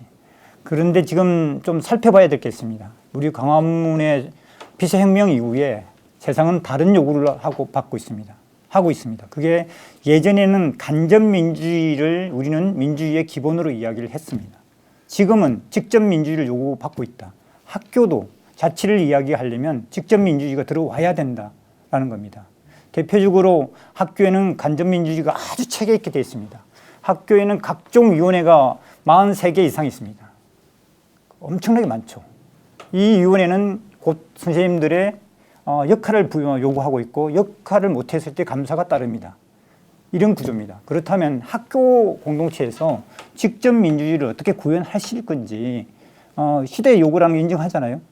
그 고민을 좀 주시면 고맙겠습니다. 저는 제가 국회 교육위원으로 초선할 때 학생 자치, 교사, 교직원 자치, 학부모 자치를 위한 법을 대표 발의를 했었습니다. 그런데 그때 이제 국회에서 그게 처리가 안 되면서 폐기가 되고 다시 이제는 학생 자치와 교사, 교직원 자치 그리고 학부모 자치가 학교 안에서 그 구성원들의 참여로 자치 활동이 보장될 수 있도록 예산도 지원이 되고 법적 근거도 만들어져야 된다고 생각하고 있습니다. 그 부분들은 이제 국회와 협력해서 해야 되는 게 있고요. 이제 교육청에서는 조례를 통해서 말씀하셨던 직접 민주주의라고 하는 것은 학생과 학부모와 교직원 모두가 학교의 운영에 주체로서 참여할 수 있어야 되고, 그래서 의사결정에 함께 참여해서 함께 결정할 권리를 가져야 되는 거라고 생각합니다. 말씀하신 공약 모두가 이제 장밋빛 공약인데요. 저는 이제 또다시 의문이 있는 거예요. 왜 이것을 장관 시절에 못 하셨을까? 이것도 역시 코로나 탓일까? 그건 아니죠. 그리고 저는 이제 장관의 힘이라는 거는 당시에 진보교육감 14분을 잘 설득을 해서 소통해가지고 공통의 아젠다. 이거 사실 전부 다 진보교육감님과 협의할 수 있었던 사항이죠. 우리가 코로나에 상관없이 우리가 문재인 정부에서 이것 정도는 우리가 꼭 함께 공동의 아젠다로 실현합시다 정도의 장관의 어떤 리더십과 추진력, 그런 게 저는 왜 그게 되지 않았을까. 그래서 그때 이런 것들을 했더라고 그러면은 그 좋은 물 들어올 때 노젓고 바람 불 때 연날려야죠. 후보께서는 자꾸만 지금의 이 시기를 잣대로 말씀하시는데요. 아니, 코로나 시기에만 다시는 거 아니잖아요. 코로나 시기 코로나 시기 이전에도 있었고, 무경무상교육과 왜냐하면은 유치원 3법을 죄송합니다. 추진한 시기에는 죄송합니다. 1년이 있었죠. 이게 진보교육감 당선이 18년 4월이에요. 그러면 2년 정도의 코로나 시기가 없이 제가 정상적인 18년 10월에 말입니다. 임기를 시작했고요. 그러면 1년 6개월이죠. 저 같으면은 1년 2개월인데요. 1년 정도의 의원님 장관 아시겠지만 권한만, 제가 좀 말씀 법을 좀 드릴게요. 제정하고 개정하는 것이 그렇게 쉽게 됩니까? 아니 그러면 지금 저 장관 때 그게 있는 것 못하셨는데 같아요. 교육감을 의원의 지금 장관님 차례차례 좀 하겠습니다. 안민석 의원 그래서 마무리하시고. 제가 이제 근데 이건 저만의 좀 아쉬움이 아닐 거예요. 그때 해방 이후 우리가 교육 권력을 중앙과 지방이 그렇게 막강히 가졌을 때가 없었는데 그때 어떤 것도 하지 못했다는 그런 아쉬움들이 굉장히 많고 어떤 것도 들으실 하지 거 아니에요. 못했다고 말씀하시는 것은 굉장히 주관적인 그러니까 판단이시고요. 후보님께서 현장과 국민들의 생각하고 굉장히 큰 괴리가 있다는 걸 제가 오늘 저는 느끼고 현장에서 있어요. 또 제가 3년 7개월 동안 할 수 있었던 것은 실제로 교육부 장관의 그 평균 재직 기간이 14개월 정도입니다. 저는 20년 총선 출마를 스스로 접고 정치인이 아니라 교육 행정 전문가로서 역할을 최선을 다해서 하겠다는 것으로 출마까지 실례지만 포기했죠. 인사혁신처장이 최동석 처장이 그 후보님에 대해서 평한 걸 혹시 보셨어요? 그분의 표현이 자, 문재인 정부의 최대 인사 참사라고 표현을 하는데 누가 그래요? 억울할 수 있겠지만은 그런 말씀을 하시면 안 되죠. 그런 평가하고 본인이 자평하는 거 그 사이에 그분의 너무나 큰 평가는 차이가 있다는 걸 제가 또 느낀다는 어떨지 거예요. 그렇게 지금 이런 그러니까 자리에서 왜 사람들이 그렇게 왜 말씀하시면 교사들이 안 그렇게 돼요. 생각하는지 이야기 좀 통찰을 좀 합시다. 해보세요. 자, 제가 이제 싸움은 좀 말려야 하고 동경은 열심히 붙여드릴 테니까 박효진 선생님 질문해 주세요. 우리 유원회 후보님에 대한 장관 시절 후보님도 말씀하시잖아요. 최장 장관이었다. 하지만 또 한쪽으로 보면 요 코로나 시기 빼고는 짧았다는 말씀을 하시는 거고 평가가 정확하게 대별되는 것 같습니다. 하나는 뭐 했어? 장관 때. 그리고 교육감을 하려고 해? 라는 거고 또 한 측면은 그때 그 어려운 시기에 나는 뭔가 최선을 다했어. 그리고 큰 탈 없이 지나가지 않았어. 이 평가가 있는 것 같습니다. 저는 그때 정확하게 말씀드립니다. 그때 교사였습니다. 고위 담임이었고요. 그래서 제가 드리는 말씀은 학교 현장에 있는 선생님들은 그때 장관님 이름을 정확하게 기억합니다. 왜요? 답답함의 상징으로. 이거는 정확하게 말씀드립니다. 그래서 두 분이 여러 공방을 하시겠지만 저는 현장을 기준으로 다시 말씀드립니다. 네. 제가 좀 저도 잠깐만 짧게 답변 주시고 우리 질문 기회를 성기선 교수님이 또 네. 질문하도록 하겠습니다. 예. 그 장관을 3년 7개월 한 사람이 저밖에 없고 저는 온 국민 앞에 인사청문회를 거쳤고 또 행정 경험을 평가를 받았죠. 평가는 여러 가지 있을 수 있습니다. 그런데 종합해 보면 그 3년 7개월이라는 기간 동안에 제 혼자는 아니었겠죠. 물론 교육 구성원들과 함께 했었던 그 성과들을 부정해서는 안 된다고 생각하고요. 아까 말씀하셨던 그분이 어떤 말씀을 하셨는지 모르겠지만 저는 그런 개인적인 주관적인 평가에 대해서 동의할 수 없고 현장에 많은 분들이 안민석 후보 쪽에서는 그렇게 말씀하실 수 있지만 또 여러 의견을 들으면 그 코로나 위기를 극복해서 대한민국 교육의 위상을 인정받을 수 있도록 한 그런 최고의 긍정적인 평가들도 있다는 말씀 제가 드리겠습니다. 예. 자, 알겠습니다. 자, 이런 부분은 시청자 여러분들이 유권자가 또 도민들이 이해 관계자들이 판단할 것으로 우리 일단 집단 지성을 믿으면서 가겠습니다. 성기선 후보 빨리 질문해 주시고 답변 이렇게 장관 이어가겠습니다. 때 했던 일에 대해서는 공과들이 다 있기 때문에 뭐 공과 과에 대해서 우리가 다시 한번 뭐 역사가 평가할 것 같고요. 제가 질문 드리고 싶은 거는 꿈의 학교 얘기, 그다음에 이제 경기 자치학교 얘기를 아까 하셨는데 저한테 질문하시는 예, 거예요? 예. 네. 아까 발표를 했거든요. 그러니까 자치학교의 아니 지금 제 개념이 순서가 끝났잖아요. 아니면 지금 하고 있는 아, 건데 네네. 마지막 아, 질문이 네네네. 한 분은 질문을 하셔야 아, 네네네. 되는데 네. 꿈의 다른 분들이 학교가 질문을- 예. 제가 2015년부터 한 200개가 출발했다가 2022년도에 약 2,000개까지 늘어났던 학교입니다. 그래서 학생들의 자기 주도성을 강조했던 학교인데 임태희 지금 정권이랄까요? 교육감 시절에 와서 이게 이제 공유학교라는 이름으로 바뀝니다. 그러니까 이 꿈의 학교와 공유학교에 어떤 차이가 있을까? 그러면 꿈의 학교를 어떻게 하면 이 경기 자치학교로 갈 수 있을까? 자치학교의 특성이 뭘까? 다시 한번 반복 또는 강조해 저는 주십시오. 꿈의 학교라는 형식으로 자치학교가 아니고요. 예를 들면 지금 이제 경기 북부 지역에 다녀보니까 폐교 위기에 있는 학교도 있고 좀 특성화된 중점 교육 과정을 운영하는 학교가 필요하다는 말씀을 주시는 분들도 많이 계십니다. 그래서 학교를 그런 자치 학교로 운영하겠다는 말씀이시죠. 그때 자치는 자율의 의미입니까? 예, 자율의 의미죠. 어디까지가 자율이죠? 교육과정 운영에 자율권을 주고 얼마나? 인사와 그 부분은 이제 그 지역과 특성화된 교육과정 운영의 이 부분들을 네, 다시 네, 판단을 네. 꿈의 해야 학교는 사실은 그 자, 공교육 저, 안에서의 문제가 아니라 제가 좀 학교 개인- 밖 학교라고 학교 했으니까. 밖에서, 예. 예. 제가 좀 개입하도록 좀 허용해 주시면 고맙겠습니다. 시간이 좀 이제 계속 흘러가고 있어서 자, 성기선 후보의 이제 공약 발표 시간이니까 조금 전에 못 하셨던 말씀은 지금 시간이 이제 스타트 되면 하시면서 또 공방 이어가겠습니다. 네, 2분 네, 정도 네. 발표해 주시고 나머지 6분 정도는 상호 토론 이렇게 이어가면 좋겠습니다. 예, 앞서 유 후보님이 발표하신 내용이 거의 제 거하고 겹칩니다. 사실은 그게 필요하다는 얘기죠. 정책 총량제 더하기 하지 말고 빼기 해라.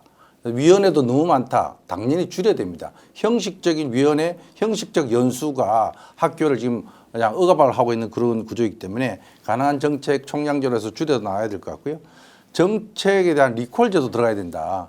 교육감이 만약에 막 누더기처럼 정책을 만들어 놓았으면 현장에서 작동하지 않고 부정적인 평가가 있으면은 당연히 그건 처리를 해야 됩니다. 그래서 현장 교사 한 500인의 배심원단을 만들어서 그들의 평가에서 줄여나가면 좋겠고요. 다리를 하나 만들더라도 우리가 환경 영향 평가잖아요. 그러니까 교육 정책을 만들면서 수업 영향 평가, 교육 영향 평가 반드시 해야 된다고 저는 생각됩니다. 제가 이제 여기서 지역 사회와 함께하는 교육 과정 앞서 제가 언급했는지 모르겠는데 지효율에 대한 얘기를 합니다. 그러니까 마을에 있는 교사 전문 인력들을 학교로, 학교에 있는 학생들을 마을로, 마을과 학교가 서로 소통할 수 있는 마을 교육 공동체를 다시 복원해야 된다. 그게 사실은 지금의 제3의 길, 학교 교육 제3의 길이 아니라 하그리버스가 얘기하는 학교 교육 제4의 길로 가는 미래 학교로 가는 게 무슨 AI나 디지털이나 이런 기술공학적 접목이 아니라 학교와 마을이 소통하고 그 학습의 공간을 넓히는 게 제4의 길이라고 지금 우리가 얘기할 수 있다면은 그러한 공약들을 많이 만들어야 된다. 수원에 가보니까 어느 초등학교 8개인데 청개구리 연못이라는 게 있었어요. 너무 재밌었습니다. 아이들의 방과 후 프로그램과 돌봄에 대한 기능, 마을 주민들의 어떤 휴식터, 주말에 또 거기서 아이들이 안전하게 배울 수 있는 그런 공간. 그러니까 청개구리가 말을 안 듣는 뭐 그런 특성이 있잖아요. 이 청개구리 같은 아이들이 모여서 자기들끼리 또래 간의 관계도 형성하는 그런 시설들도 확보함으로써 학교와 마을이 연결되도록 해야 되겠다는 생각을 하고 있습니다. 자, 질문해 주십시오. 예, 제가 아무래도 욕심이 큰 것 같습니다. 질문 안 하고 못 빼겠는데요.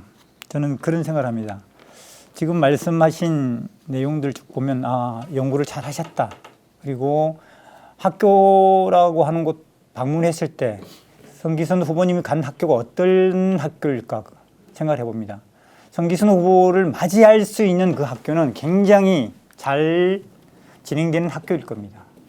이 말씀을 들은 이유는 많은 학교에서는 지금 선생님들이 교실을 지켜달라, 학교를 지켜달라라는 상태입니다. 그런데 지금 말씀하시는 것처럼 학교와 그다음 사회를 바깥을 지역을 연결하겠다. 이것은 지금 시기는 아니다라는 겁니다. 왜 지금 시기가 아닌지 제가 이런 말씀을 할 수밖에 없는지 그 차이점을 좀 말씀해야 좀 이렇게 느낀 대로. 지금 시기가 아니라면 질문한 사람이 그런 것에 대한 반론을 제기해 주셔야지 저보고 답을 하라고. 자, 저는 지금부터 해 나가야 된다라는 얘기. 저는 아니다는 말씀을 드린 이유는 학교가 보십시오. 선생님들이 수업을 공개하지 않겠다. 이건 예전에 그러고 싶지 않더라도 그런 말씀을 차마 못했습니다. 이게 쉽게 나오는 상황이라는 거예요. 그리고 아까 말씀드린 것처럼 선생님들 어떻게 그 체험학습을 안 가겠다는 말이 나올 수밖에 없는 학교인지 우리는 고민해야 되거든요. 그래서 지금 상태는 저는 학교를 좀 지켜줘야 된다. 라는 학교를 말입니다. 지켜주는 게 당연하고요. 지금 체험학습 안 되는 것도 이해하고 있는데 제가 가는 학교가 저를 맞이한 학교가 아닌가 제가 찾아간 학교들이에요. 그리고 소위 말해서 지금 마을과 함께 하자는 거는 교사들에게 부담을 주기 위한 게 아니라 그 공간, 예를 들어서 지요일, 금요일 날 오후 한나절을 지역 마을에서 인정된 마을 교사들이 참여해서 다양한 진로 체험 프로그램들을 학교에 들고 오면은 거기에서 교사들과 협업할 수 있기 때문에 교사들 부담도 줄어듭니다. 특히나가 이 중학교나 이런 데서 중간고사 이후 일주일 동안 고등학교 마찬가지죠. 그 공간 시간에 너무나 무기력한 프로그램이 없습니다. 고등학교 고3 수능 전후에서 그 한 두세 달 완전히 그냥 엎드려 있습니다. 이러한 학습이 일어나지 않는 교육, 그 장면을 보면은 분노하지 않을 수 없는데 그걸 위해서 우리가 마을과 함께해서 프로그램을 만들자는 얘기죠. 저는 이것은 이제 지금 현재 교사들의 어떤 교권이라든지 교사들이 위축되어 있는 상황하고는 무관하게 오히려 이것은 이제 그런 문제를 풀 수 있는 또 좋은 또 계기가 될 거라고 보고요. 청개구리 연못이 그런 경우라고 봅니다. 교사들도 굉장히 만족하고 학교에 학부모에 들어와 가지고 교사들에서 해결되지 못하는 것들을 아이들이 배울 수 있도록 하니까 교사들의 만족도도 높고요. 저는 이제 저의 질문은 그럼 왜 청개구리 연못 같은 것이 수원에만 있느냐? 왜 이게 확산되지 않느냐? 이런 그 지역과 학교가 협업하기 위해서는 어떤 것들이 필요할 것이냐? 거기에 대한 좀 말씀을 좀 듣고 싶습니다. 예, 좋은 질문입니다. 그러니까 그 경기도 31개 지자체가 있고 25개 교육 지원청이 있는데 기본적으로 제가 보기에는 수원이 그런 것들을 참 잘해요. 그래서 청개구리 연못도 수원만 있고 학교 사회복지사를 지원해서 열악한 아이들을 지원하는 그런 프로그램도 수원만 있더라고요. 이게 이제 좋은 모델 중에 하나는 이제 시형 모델인데 시형이 이 기초 지자체인 시형시와 교육지원청이 협업해서 아예 근무도 같이 합니다. 공간에서 예산과 프로그램과 인력이 통합되어서 지역 학생들, 청소년들을 위한 지원 프로그램이 너무 잘 되고 있어요. 그러니까 그런 모델들을 계속 확산해야 되기 때문에 앞서 그 용어를 벽객이라고 했는데 이런 협력 사업들을 통해서 지자체가 예산과 인력과 프로그램을 같이 협업하여 나간다면은 전국 31개의 지자체가 청개구리 연못 아니라 뭐 더 이상도 같이 할 수 있다 그렇게 생각됩니다. 윤 후보의 질문 혹시 하실 게 있습니까? 예, 저하고 뭐 이제 거의 비슷한 그런 말씀을 주셔서 반갑습니다. 같은 문제인식을 갖고 있는 거라고 생각이 들고요. 이제 행정 업무 총량 개혁 이 부분은 어떻게 계획하고 계신지요? 그러니까 이게 참 쉽지 않은 건데 외부에서 들어오는 이 뭐 공문만 해도 그러니까 1년에 뭐 1000건, 10,000건에 해당될 정도로 어마어마한 양이 들어오는데 이거를 교육지원청이나 교육청에서 필요 없는 예산 그 공문이나 정책들을 내리는 것들을 검증을 해줘야 되는데 앞서 얘기한 것처럼 교사 정책 검증단이 그런 것들에 대해서 좀 스크린 해주고 그게 맞지 않은 것은 아예 중간에서 차단을 시켜줘야 되죠. 그 AI 파트너로 선생님들이 그런 이제 공문을 처리한다든지 반복적인 행정 업무를 하는 것을 AI로 대체할 수 있도록 할 수 있지 않습니까? 그래서 제가 말씀드렸던 공공 AI 시스템은 학생들에게는 이제 학습과 진로를 지원하지만 선생님들에게는 이 행정 업무를 대폭 절감할 수 있는 시스템으로 도입이 돼야 된다고 생각합니다. 동의합니다. 그러니까 AI가 교육에 들어올 때 가장 그 필요한 부분이 이런 그 잡무 그렇죠. 다 동일한 그 반복하는 잡무를 주는 데 반복 들어야 되는지 교수 학습 과정에 바로 들어가 버리니까 그 폐해를 우리가 받지 않습니까? 그렇죠. 준비하고 학습하고 해나가는 과정에 AI가 들어오려면 또 좀 더 정교화돼야 되고 행정 업무나 학교의 여러 가지 업무들을 보조하는 AI가 들어온다면 충분히 그건 환영할 만한 일이라고 생각됩니다.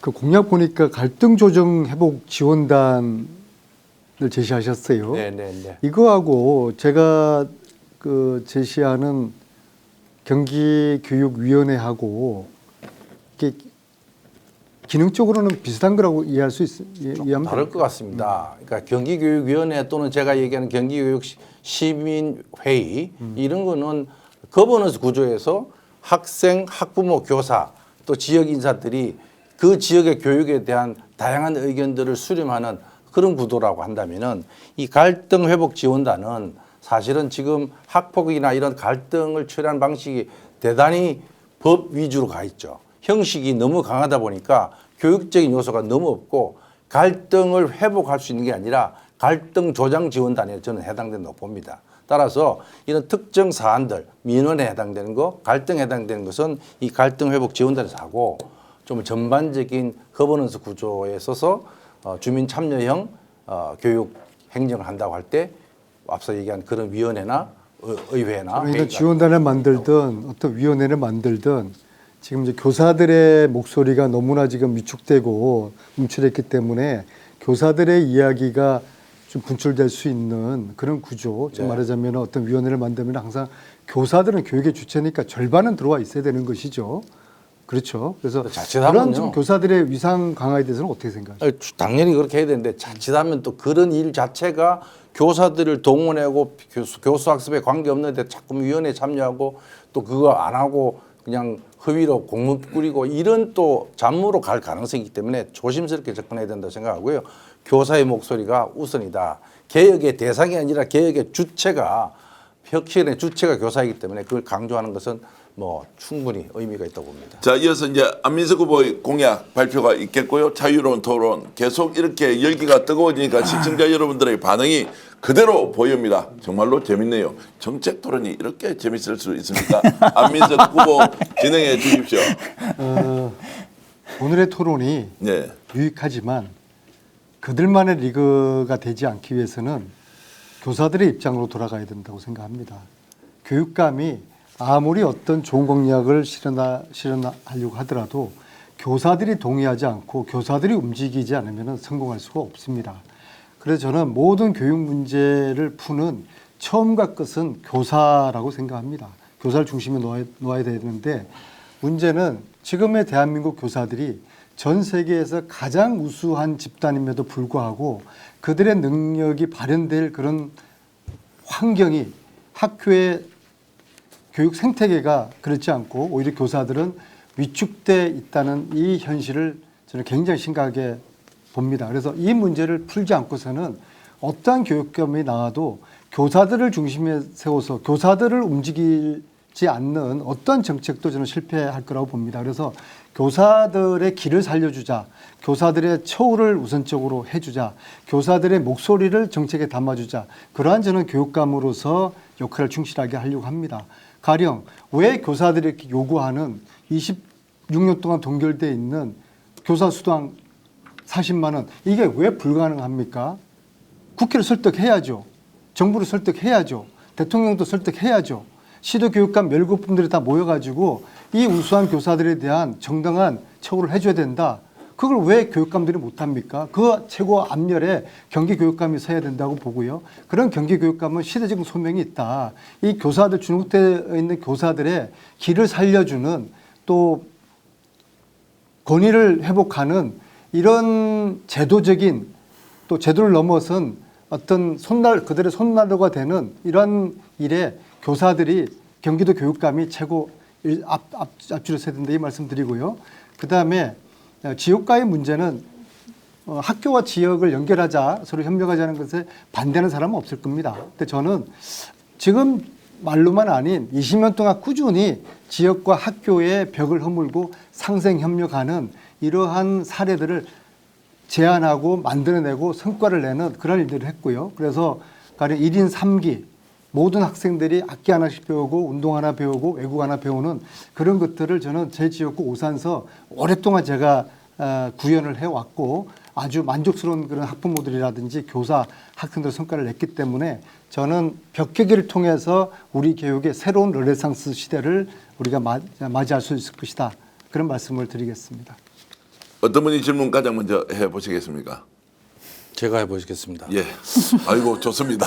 지금 질문을 먼저 해주신다니까. 교직 수당 40만 원은 뭐 저도 뭐 동의하는데 여전히 재원의 문제는 있을 수 있습니다. 어떻든 그럼에도 불구하고 이 탈리스라고 하는 게 있어요. TALIS. 이게 이제 OECD에서 조사하는 교수 학습에 관련된 환경 만족도 이런 국제 비교인 건데 여기에 보면은 우리나라 교사들이 수업 대비 행정부 비율이 제일 높습니다.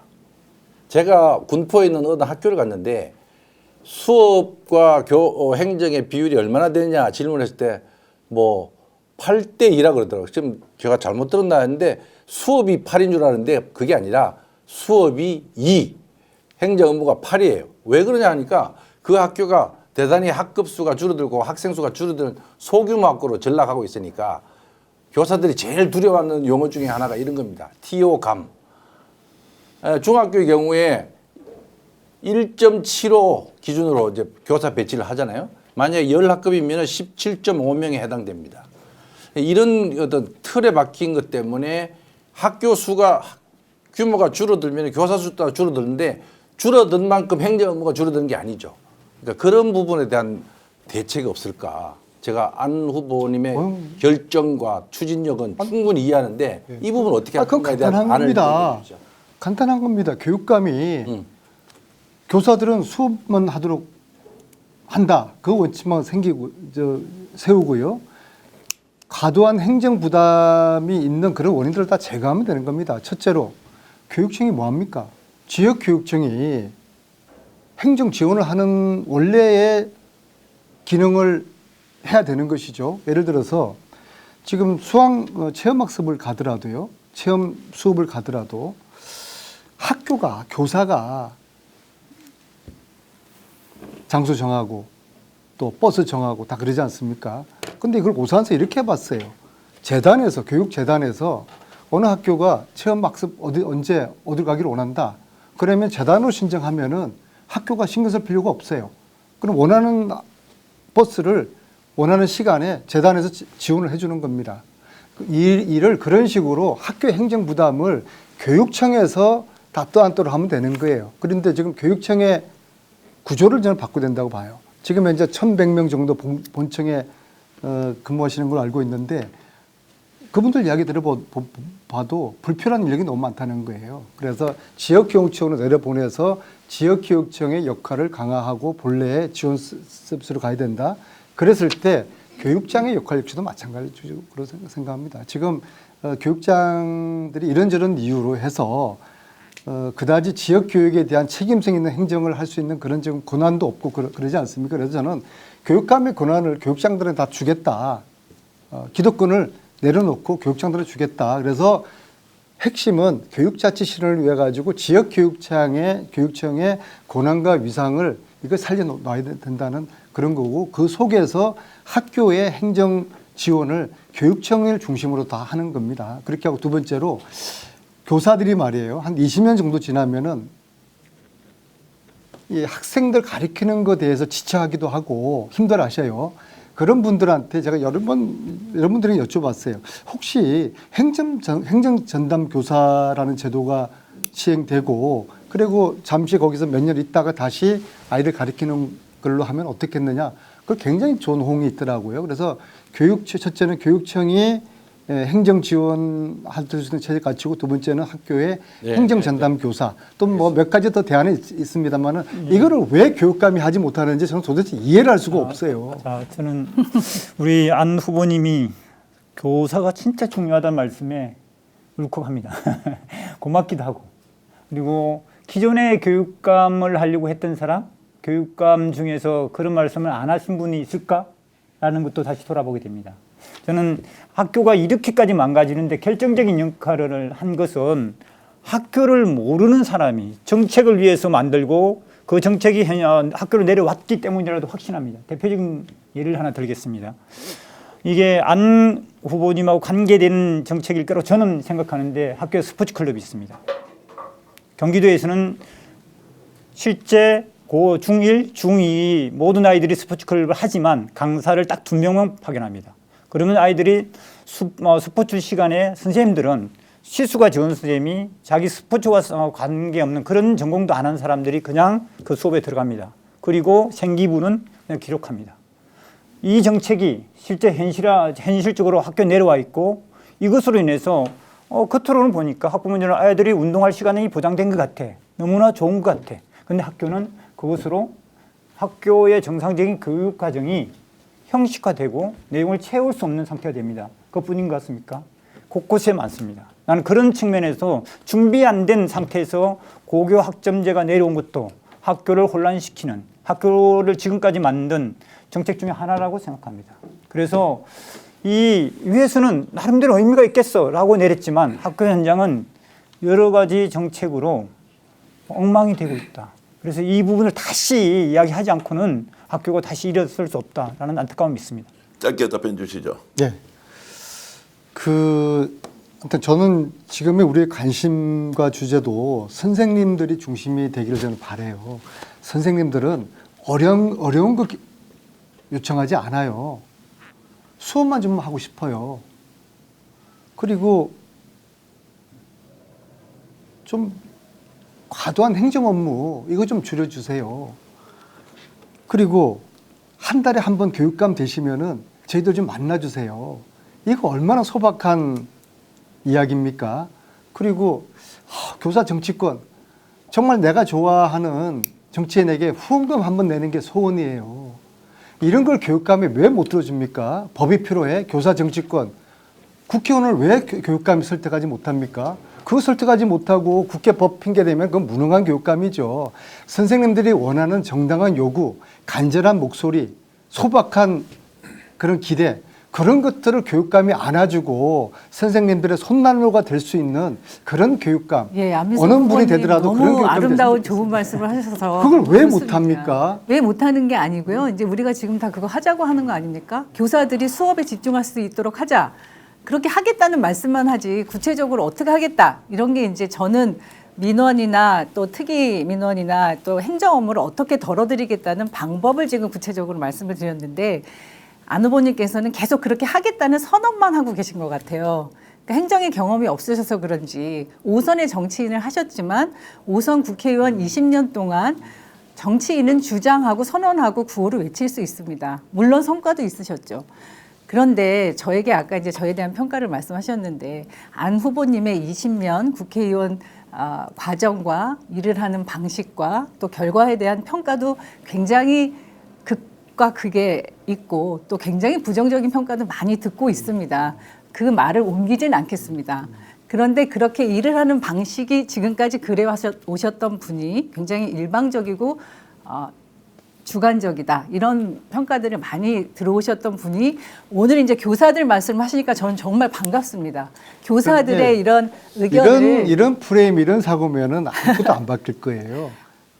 할 수 후보님, 있다 해야 된다라는 할 수 있죠. 해야 되죠. 의지를 가지고 저는 그것을 해야 된다고 말씀드리는 추진력은 거고요. 제가 아까 말씀드린 생존 수용이라든지 1인 1학기라든지 또 무상급식이라든지 그것은 안 사람들이 후보님 혼자 하신 게 다 아니죠. 불가능하다는 이야기를 모든 뚫어냈어요. 것을 혼자 하셨다고 그렇게 아니, 혼자 한 게 말씀하시면 아니죠. 안 되죠. 제가 기획을 하고 제안하고 그것은 그렇게 해서 추진이 된 거니까 물론 함께 그런 팩트에 대해서 인정을 협력했지만 해주셔야 되는 것이죠. 예, 함께 협력했지만 그것이 네. 본인의 굉장히 저의 본인의 능력을 좀 봐주세요. 주관적인 저의 성과인 능력과 것으로만 성과를 깨지고 말씀하시면 있습니다. 안 되죠. 자, 제가 계속 손을 들고 우리 아마 참관인들이 보고 펼쳐보고 있어. 계신데 어느 시점에 아니, 끼어들까라고 하는데 과도하게 그렇게 저기 말씀하시면 안 된다는 말씀을 예, 드리는 알겠습니다. 자, 그런 부분은 시청자 여러분들이 다 판단하시리라고 예. 생각하고요.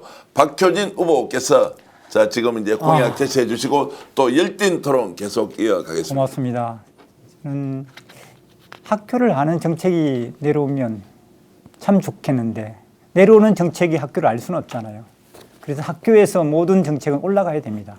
하지만 잘 보십시오. 조금 전에 안민석 후보님 말씀하신 것을 다시 이어서 조금 말씀드리면 말하기 어렵지만 그래도 말을 하는 게 좋겠습니다. 왜냐하면 우리 생존 수영 이야기를 합니다. 그 일을 학교에서 누가 하죠? 수영장 예약하는 건 누가 하죠? 실제로 선생님이 다 합니다. 자, 학교에서 그 일이 주어지면 선생님들한테 교육 과정을 이행해야 되는 역할 외에 또 주어집니다. 그리고 수영장 예약하고 관리, 여기에 대해서 일정 잡고 지역에 수영장 많습니까? 그렇지 않습니다. 근데 학부모님들은 좋아합니다. 당연히. 좋아하겠죠. 선진국 되는 것 같기도 하고. 그렇지만 학부모님이 좋아하더라도 학교 상황을 보면서 내야 될 정책은 굉장히 고심되어야 하는 겁니다. 그래서 학교가 이 상태가 된 것은 저는 학교를 모르는 정책이 큰 원인 중에 하나다라는 말씀을 드린 거고. 그래서 그 기준으로 다시 저는 말씀을 드려보겠습니다. 학교에는 많은 일들이 있고요. 그리고 이 일들은 학교를 모르면서 내리에 꽂은 일들입니다. 그러다 보니 이 일을 어떻게 풀어야 될까? 현실적으로는 갈등 그 자체입니다. 그래서 학교에 많은 일을 이제 정리를 해야 됩니다. 그리고 첫 번째로 제가 안을 드리는 것은 학교 업무를 표준화시켜야 된다. 최소한 100% 그대로는 갈 수 없습니다. 학교 실정에 맞게끔 가겠죠. 하지만 표준화가 필요하다. 두 번째는 학교 업무를 총량적으로 좀 규정하는 게 필요합니다. 그냥 막 내리면 학교는 다 받는 구조 이제 끝내야 됩니다. 그렇게 될 때 저는 학교가 숨 쉴 수 있는 여지가 생긴다고 확신합니다. 자, 자유롭게 이제 질문하고 답변 또 이어가겠습니다. 누가 먼저 좀 하시겠습니까? 학교 업무 표준화를 말씀하셨는데 저도 이제 그렇게 생각합니다. 교사들만이 아니라 여러 교직원들이 있지 않습니까? 업무가 정확하지 않아서 권한과 책임이 어디까지 있는지에 분명한 것들이 기준이 없으니까 학교에 또 굉장히 갈등이 많이 일어나고 있는 예, 맞습니다. 현상 아닙니까? 그래서 학교 업무를 표준화한다고 할 때 이 표준화를 설계하는 과정 자체가 교육 구성원들이 참여해서 현재 지금 일들이 어떻게 있는데 어떻게 업무가 표준화돼야 되는지에 대한 좀 더 과학적인 진단이 필요하다고 생각하는데요. 그 부분은 어떤 구상을 가지고 계신지 말씀 주시면 좋겠습니다. 예, 업무 표준화는 무엇을 그리고 어디까지 누가 어떻게라는 원칙을 갖고 협의를 통해서 조절될 겁니다. 그런데 저는 이 부분을 그냥 구성원들끼리 알아서 해라 그럴 수는 없죠. 라고 했던 것이 이재준 교육감 때입니다. 거기까지 멈췄습니다. 그래서 이 부분은 일을 부여한 사람은 교육감이에요. 그럼 교육감이 직접 나서서 실제 이 부분은 과할 수 있다. 하지만 이해를 좀 부탁한다. 이 업무의 성격을 살리기 위해서는 이렇게 일을 부여한 자, 권력이 직접 나서서 풀 때만 표준화가 현실화될 수 있다는 말씀을 드립니다. 그리고 두 번째, 학교 업무 총량제에 대한 기준 자체가 없습니다.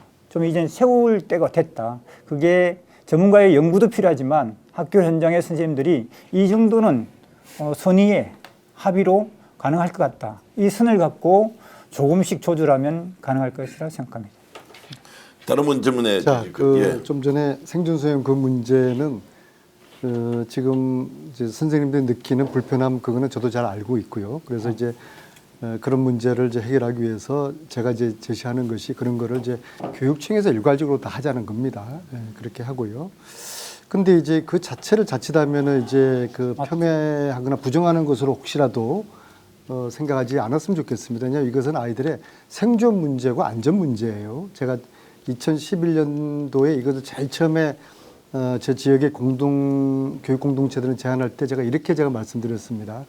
국영수 시험 문제는 하나 틀린다고 하나 실수한다고 해서 죽는 거 아닌데 물에서 아이들 실수 한번 하면 이거 죽는 거다. 이건 생명과 생존에 관련된 문제다. 그리고 실질적으로 선진국에서는 이거 우리보다 훨씬 더 많이 하고 있고요. 그래서 지금 박기준 선생님 말씀하신 그런 이제 우려 문제는 보완은 당연히 돼야 되는 것이죠. 그 제가 추측으로 말씀드리고 있고요. 공약을 보니까 그게 있어요. 교장 선출 보직제 있지 않습니까? 예. 요거는 이제 교육감의 권한이 아니라 이제 법 개정 사항이시죠. 맞습니다. 그러면은 저는 경기교육감의 역할이 그러니까 첫째로는 경기 교육을 바로 세우는 일에 전념하지만은 또 다른 역할 소명은 불합리하고 부조리한 또 필요한 법들을 바꿔내는 그러한 역할을 국회에서 열심히 해야 된다고 생각하거든요. 그러면은 그러한 교육감의 역할에 대해서 어떻게 보면 이중적인 역할이죠. 경기 교육도 제대로 살려내고 국회에서 입법 활동도 열심히 국회의원들 설득하는 그런 이중적인 역할에 대해서는 어떻게 생각합니까? 당연히 해야 되겠죠. 그리고 제가 이제 전국교육자치혁신연대를 만들었습니다. 근데 거기에 지금 구성원들은 전국에서 교육감을 준비하는 사람들의 모임입니다. 그 속에서 지금 말씀하신 것처럼 입체적으로 교육감의 역할을 좀 찾아가자라는 거고요. 동의합니다. 그 지역 사회와 관련된 공약은 지금 밝히지 않은 거죠? 예, 혹시 그런 게 뭐 있습니까? 예, 지역 아까 말씀드린 것 중에 공공학습지원센터가 네. 학교가 아니잖아요. 지역에 존재합니다. 그래서 여기에 지역의 인재들 인력풀을 최대한 활용해서 학교가 기존에서 어떻게 해결해 보고자 했던 그냥 사교육 경감 대책을 뭐 보충 수업 이런 거 다 해봤잖아요. 여기서 하겠다는 좋고요. 겁니다.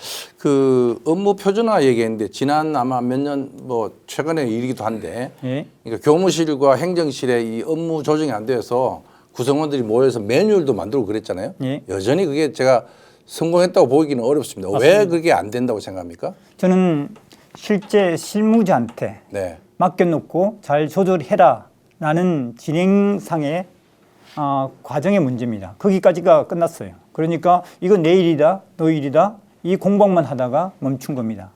예를 들어 제가 있는 학교에서 학원고등학교입니다. 학원고등학교에 있었어요. 그러니까 그게 만약에 좋은 방향으로 가려면 어떻게 해야 될까요? 아까 말씀드렸으면 정확하게 업무를 부여한 자, 그 권력을 가진 자가 직접 나서서 조절을 해야 된다는 겁니다. 그리고 예를 들어서 지금 안 후보 얘기한 것처럼 생존수행이 프로그램이 학교에 들어와요. 예. 그럴 때 이걸 오더를 이제 교육감이 내리면은 예. 그럼 누가 담당해라고 이제 지시하라는 거죠. 예. 그게 사실은 그러니까 오히려 학교 아니요. 자율성을 훼손하는 거 아닌가요? 지시를 하면 안 되는 거고요. 그러니까 지시를 하지 않더라도 선생님들은 착해가지고 학교에 내려면 결과적으로 합니다. 지금 생존 수영도 그렇게 결과적으로 선생님들이 다 하고 있고요. 그리고 스포츠 클럽도 그렇게 합니다. 아니, 그러니까 근데 제가 말씀드린 것은 교육감이 이 업무를 역할을 나누잖아요. 역할에 대해 규정을 할 때 직접 거기에 그 회의를 주도해야 된다는 겁니다. 교육감이 예, 해야죠. 왜 우리가 권력자의 직속 기관이 있는 거죠? 이런 거 아니면 어떤 걸 갖고 직속을 두는 거죠? 그러니까 이제 어느 정도까지를 자율로 줄 거냐, 어느 정도까지를 규정화할 거냐는 사실은 이 보는 시각에서 다를 수 있는데 업무는 기본적으로 자기 노동 두 조건 가지 지금 좀 결합되어 있는 구조로 가자는 예, 거죠. 저는 정확하게 말하면 업무는 노동 조건입니다. 그래서 노동을 하는 사람들은 기본적으로 자기 노동의 가치를 높이기 위해서라도 자기 집단적인 요구가 있습니다. 그러면 집단적인 요구를 갖고 있을 때 교육감은 그 장에 들어가서 실제로 이 업무의 성격은 이러니 이것을 이 부분을 양보해줘. 그리고 다른 것을 갖고 보상해줄게. 이런 식으로 조절할 책임이 있다는 겁니다. 네. 일을 시켜놓고 책임을 안 지고 있는 게 현재 구조입니다.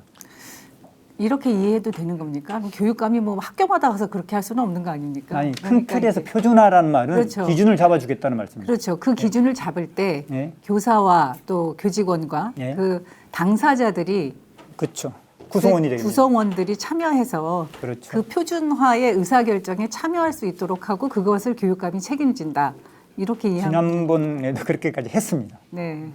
알겠습니다. 야, 저는 이제 시간 가는 줄 모르고 이렇게 보고 있는데 네 분께 좀 가벼운 질문 하나 드려보겠습니다.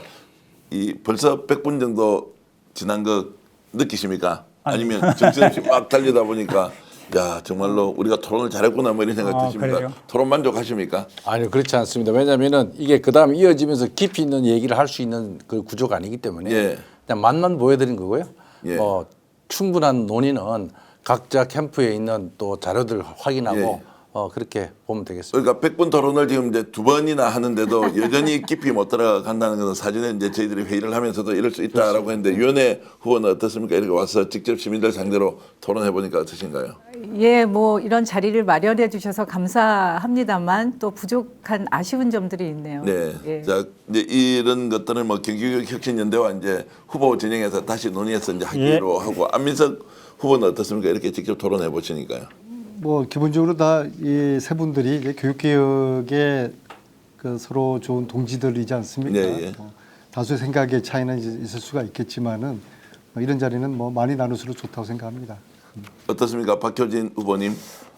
학교 현장을 잘 말하고 싶은데 역시 학교 현장이라는 것은 전문성 있는 공간이구나. 참 쉽지 않구나. 이런 생각을 하고 있습니다. 예, 토론이 어떻는지 질문을 좀 드렸는데 어쨌든 뭐 잘 알겠습니다. 좀 가볍게 이렇게 질문 드리는 것은 여러분들이 이제 최종적으로 판단하실 때 조금이라도 어떻게 뭐 전부를 다 던져 드릴 수 있겠습니까? 관심 있는 분들은 각 후보가 내세우고 있는 공약 그리고 블로그 뭐 여러 형태로 잘 갖춰져 있습니다. 자세히 살펴봐 주시고요. 저희들은 토론을 통해서 경기 교육감을 위해서 민주진보 단일 후보 토론회 경선 토론 이렇게 제대로 열리고 있다는 거 알려드리는 게 더 중요한 것 같고요. 자, 혹시 내가 이야기하고 싶었는데 이거 놓친 게 있다라고 하면서 시간을 드리면 뭐 상대 후보에게 해도 좋고 내가 지금 해명이 좀 부족했다라고 하는 게 있으면 자유롭게 이렇게 손을 들어주시면 먼저 기회를 드리겠습니다. 어떤 분이 좀 먼저 한번 해보시겠습니까? 없으면 바로 그냥 마무리 발언으로 넘어가도 되겠습니까? 아니 저 하나만 안민석 예, 후보께 이게 이제 오늘 얘기가 나올 줄 알았는데 말씀을 안 하셔서 AI 10만 인재 양성이 그 외벽에도 많이 크게 붙어 있던데요. 저는 이제 이 10만 인재 양성이 AI 그 기술자를 양성하시겠다는 건지 AI 시대에 우리가 AI 교육을 한다는 것을 어떻게 이해하고 계시는지가 좀 궁금했거든요. 예, 10만 기술자는 아니고요. 고등학교 졸업하면서 AI를 다룰 수 있는 환경에 적용시킬 수 있는 그러한 미래 인재들의 조건들을 다 갖추자는 그런 의미. 그럼 모든 학생들한테 다 AI 인재가 될 수 있는 교육 환경을 제공해 줘야 되는데 10만 인재라고 딱 이렇게 저는 명수를 이야기한 아니 제 이유가 지역구 있으십니까? 이것도 역시 이게 벽계기를 하면 가능한 겁니다. 제 지역구 오산서 초중고등학교하고 대학하고 연계하는 프로그램을 만들어 줬어요. 제한된 시간과 예산에도 그것에 대한 만족도라든지 성과 굉장히 높았습니다. 그래서 이걸 또 역시 학교 내에서는 불가능한 거예요. 학교와 지역의 벽을 깨고 또 경기도는 40개 대학이 있잖아요. 대학이 지금 학교에 지금 손난로가 돼야줘야 되는데 그걸 못하고 있어요. 그러니까 제가 그걸 그리고, 여쭤본 게 아니고요. 어, 그렇게 말씀하시면 오산만이 아니라 그 경기도 지역에 있는 뭐 전문대 대학을 포함해서 기업도 있지 않습니까? 그런 교육 과정에 협력할 수 있는 그런 모든 시스템들을 저는 이제 31개 시군 내 그런 체계들을 협력 관계들을 내실 있게 교육과정 운영에 지원해야 된다고 생각해서요. 아니 그러니까 예. 그것이 지금은 되지 않지만은 해야죠. 그렇게. 오산의 그런 이제 모델을 좀 더 보완을 해서 네. 학교와 지역과 대학과 기업이 벽을 깨는 전 그건 AI 충분히 시대 교육 공감합니다. 체제를 이제 만들어내는 근데 AI 것인데 시대의 교육 체제라고 하는 것이 왜 꼭 10만 인재 양성이라고 10만은 하셨는지 이제 뭐 상징적인 그런 상징적인 의미로 받아들이면 숫자고요. 됩니까? 아니 저는 어떤 우려를 했냐 하면 10만 인재 양성이라고 하는 게 마치 AI 시대에 모든 아이들이 사실은 AI를 자기 삶의 지평을 넓히는 도구로 활용할 수 있는 역량을 갖춰야 되는 거잖아요. 근데 또 특별한 아이들만 이런 것들을 더 기회를 주는 것으로 혹시 오해가 있을 수 있다. 저는 이제 세상이 바뀌었다고 생각을 해요. 완전 이제 AI 시대가 왔는데 여기에 최적화된 그런 아이들 키우고 교육을 만들어야 된다. 근데 사실은 국가에서도 우리가 이제 경기 교육은 국가 정책하고 같은 맥을 해야 되지 않습니까? 선도해 나가야죠. 국가도 역시 AI 3대 강국을 이야기하고 있고 그랬을 때 그런 그 기반과 모델을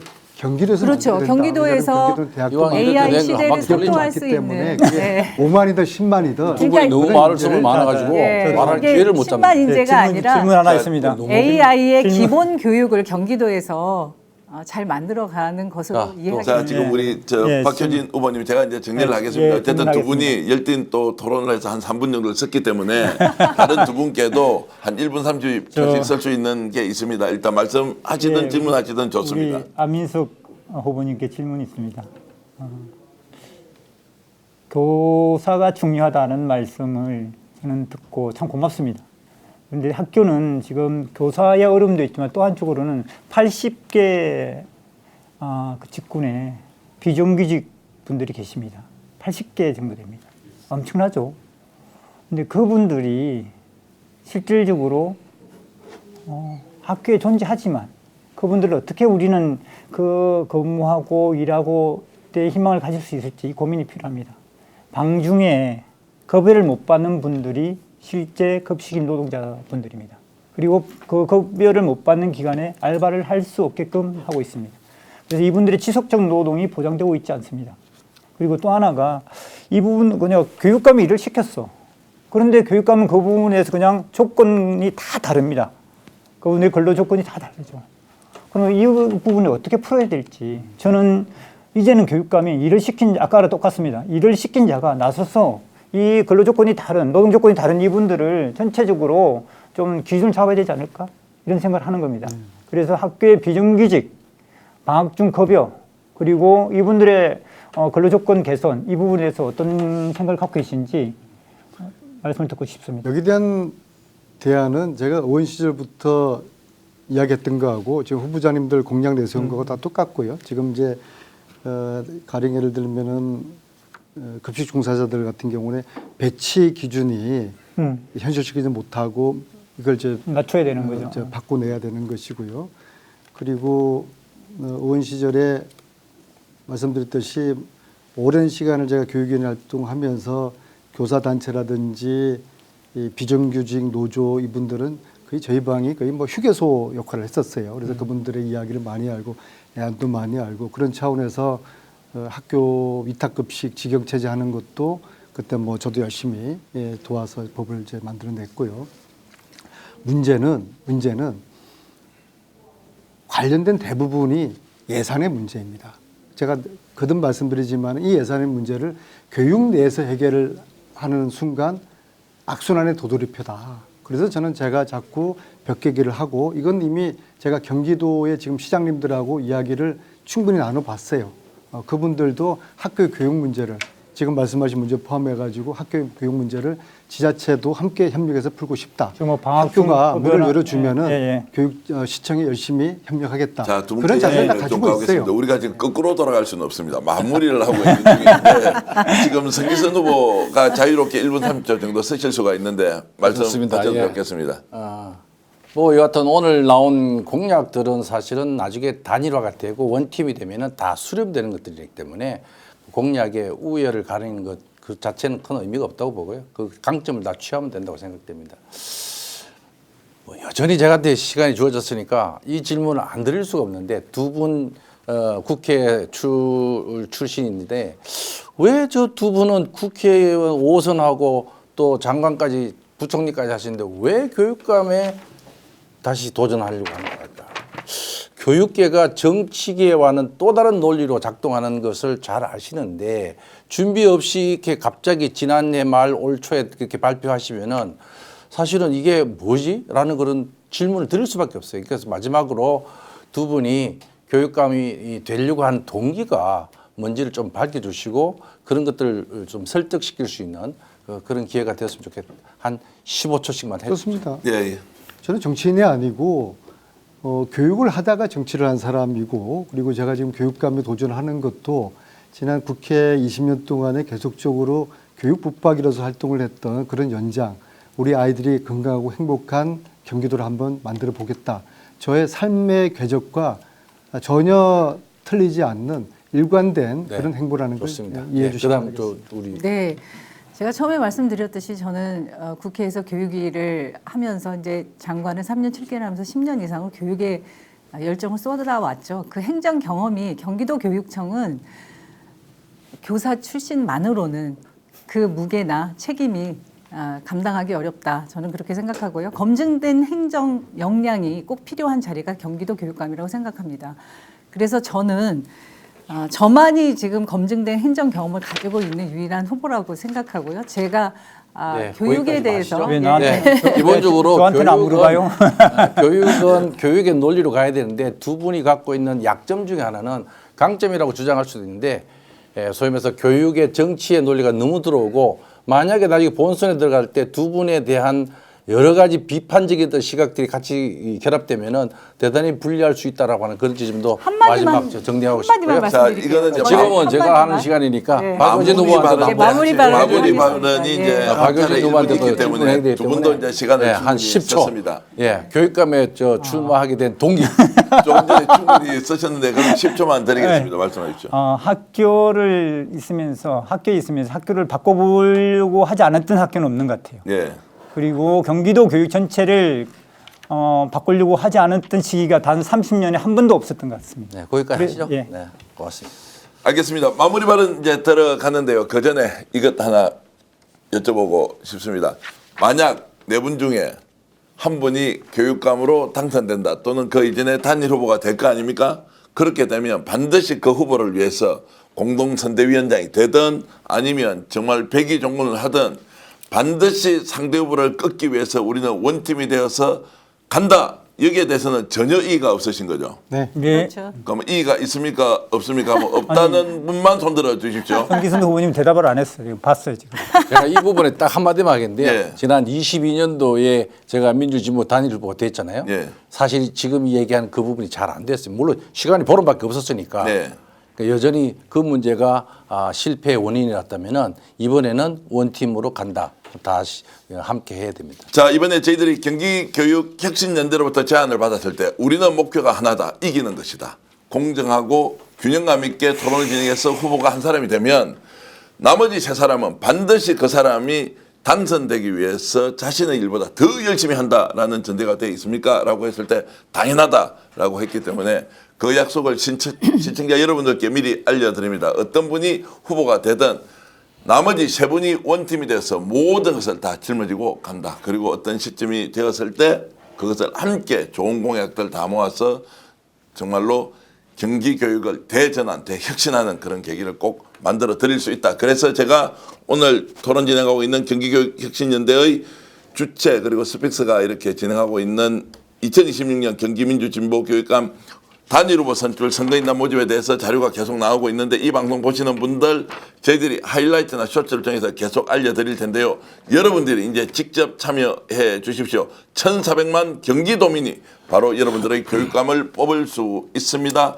그 내용 여러분들의 참여 가장 중요하다 이 말씀 드리면서 마지막으로 1분 동안 여러분들이 정말로 대한민국 국민들과 경기도민, 학부모, 학생 그리고 우리 선생님 교직원들을 위해서 하시고 싶은 말씀 제가 듣겠습니다. 유은혜 후보께서 일발장전해 주십시오. 예, 저는 교사의 꿈을 갖고 또 교육에 대한 관심과 열정을 갖고 국회 교육위원과 3년 7개월의 최장수 교육부 장관을 지냈습니다. 다른 사람들이 다 2020년도에 총선에 출마하면 당연히 국회의원 선수가 높아지는 건데 왜 출마하지 않느냐고 했을 때 저는 교육 행정에 대한 그리고 교육 개혁에 대한 저의 소명의식과 그것이 제가 해야 할 마땅한 일이라고 생각했기 때문에 모든 사람들이 당연하게 생각한 그 총선을 불출마 선언하고 끝까지 교육 행정을 책임졌습니다. 그래서 우리 성기선 후보께서 말씀하시는 정치인이라고 하는 그 부분이 정치력이 필요합니다. 경기도 교육청은 국회와 또 경기도 의회와 중앙정부와 여러 부처와 협력하고 정치력을 발휘할 수 있는 그런 역량이 필요합니다. 제가 단일 후보가 돼야 하는 이유는 이렇게 행정적인 검증된 역량과 또 중도 확장성, 반드시 본선에서 이기려면 중도 확장성이 필요합니다. 지지층이 제한적이거나 진영 논리에 빠져서는 안 되겠죠. 반드시 6월 3일 경기도 교육감 본선에서 승리해서 경기 교육이 다시 빛나고 바로 서는 대한민국 교육의 새로운 표준을 만드는 경기 교육이 될 수 있도록 저 유은혜에게 관심과 응원을 부탁드립니다. 고맙습니다. 자, 여기에 대해서는 다 같이 박수를 한번 드리겠습니다. 아유, 좋은 말씀 감사드리고요. 자, 성기선 후보 결사항전. 자, 네. 말씀해 주십시오. 존경하는 경기도민, 경기 교육가족 여러분, 지난 2023년 서희초 사건을 저는 기억을 하고 있습니다. 그 뜨거운 여름에 아스팔트 위에서 교사들과 함께 검은점에 한 명이 되었습니다. 그리고 다시 경기도 교육감 후보로 나서고 있습니다. 22년도에는 정말 안타까움 금치 못할 그러한 결과를 받아들일 수밖에 없었는데요. 제가 교육에 대한 다양한 경험과 이론과 연구를 통해서 학교를 확실하게 바꿀 수 있는 그 자신감을 가지고 있었습니다. 그 어려운 환경에서도 끝까지 선전을 했지만은 그 결과는 좋지 않았습니다. 하지만 그 실패 속에서도 우리는 다시 희망을 보여야 되고 의지를 다져야 됩니다. 이제 경기교육이 가야 될 방향은 분명합니다. 교육 대전환, 미래 사회를 위한 준비, 학생이 행복한 학교, 교사가 교권을 마음껏 활용할 수 있는 그러한 교육, 학부모가 신뢰할 수 있는 공교육, 그것을 만들 수 있는 적임자 바로 저입니다. 압도적인 전문성으로 경기교육을 이끌어 나갈 테니까 모두 함께 해주시기 바랍니다. 감사합니다. 대단하십니다. 박수 함께 크게 치면 좋겠습니다. 다음은 반드시 돌파 안민석 후보입니다. 네. 모든 사람들이 교육을 걱정합니다. 모든 사람들이 교육이 문제라고 합니다. 모든 사람들이 교육이 받게 된다고 생각합니다. 오늘 이 자리에서도 함께 공감하고 여러 가지 대안을 논의했습니다. 문제는 이러한 공약과 이러한 정책을 실행할 추진력이라고 생각을 합니다. 저는 첫째로 교사가 존중받고 교수가 제대로 대우받는 이 교육 풍토를 반드시 세워내겠습니다. 그것은 제도와 더불어 교육감이 교사들의 따뜻한 손난로가 되겠다는 의지와 철학의 문제로부터 시작된다고 봅니다. 두 번째로 저는 교육감실에 없는 교육감이 되겠습니다.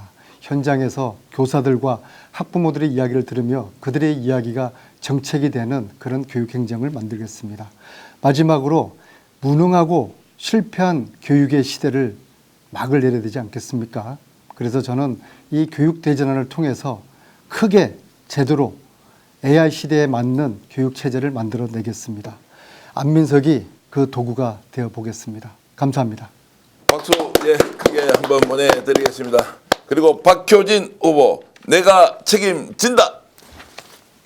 예, 자랑스러운 경기도민 여러분, 학교를 모르고 교사를 모르고 학생을 모르는 사람들이 만든 정책이 학교를 더욱 힘들게 하고 있습니다. 학생들이 다툴 때 교사가 어떤 역할을 할 수가 없습니다. 법을 위반했다는 이야기를 듣게 됩니다. 수업 중에 조용히 해라고 하면 정서 학대로 신고받는 상황입니다. 교사가 교육을 할 수 없습니다. 학교를 모르는 정책이 학교를 황폐화시켰습니다.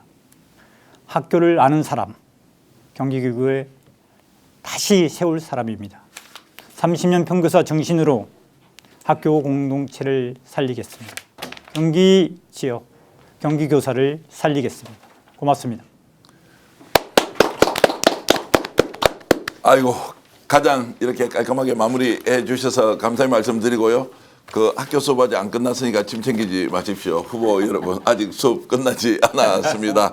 우리 수업 끝나기 전부터 가방 챙기는 습관은 과거나 지금이나 다 비슷한 것 같습니다. 네 분 토론을 보면서 이런 생각이 들었습니다.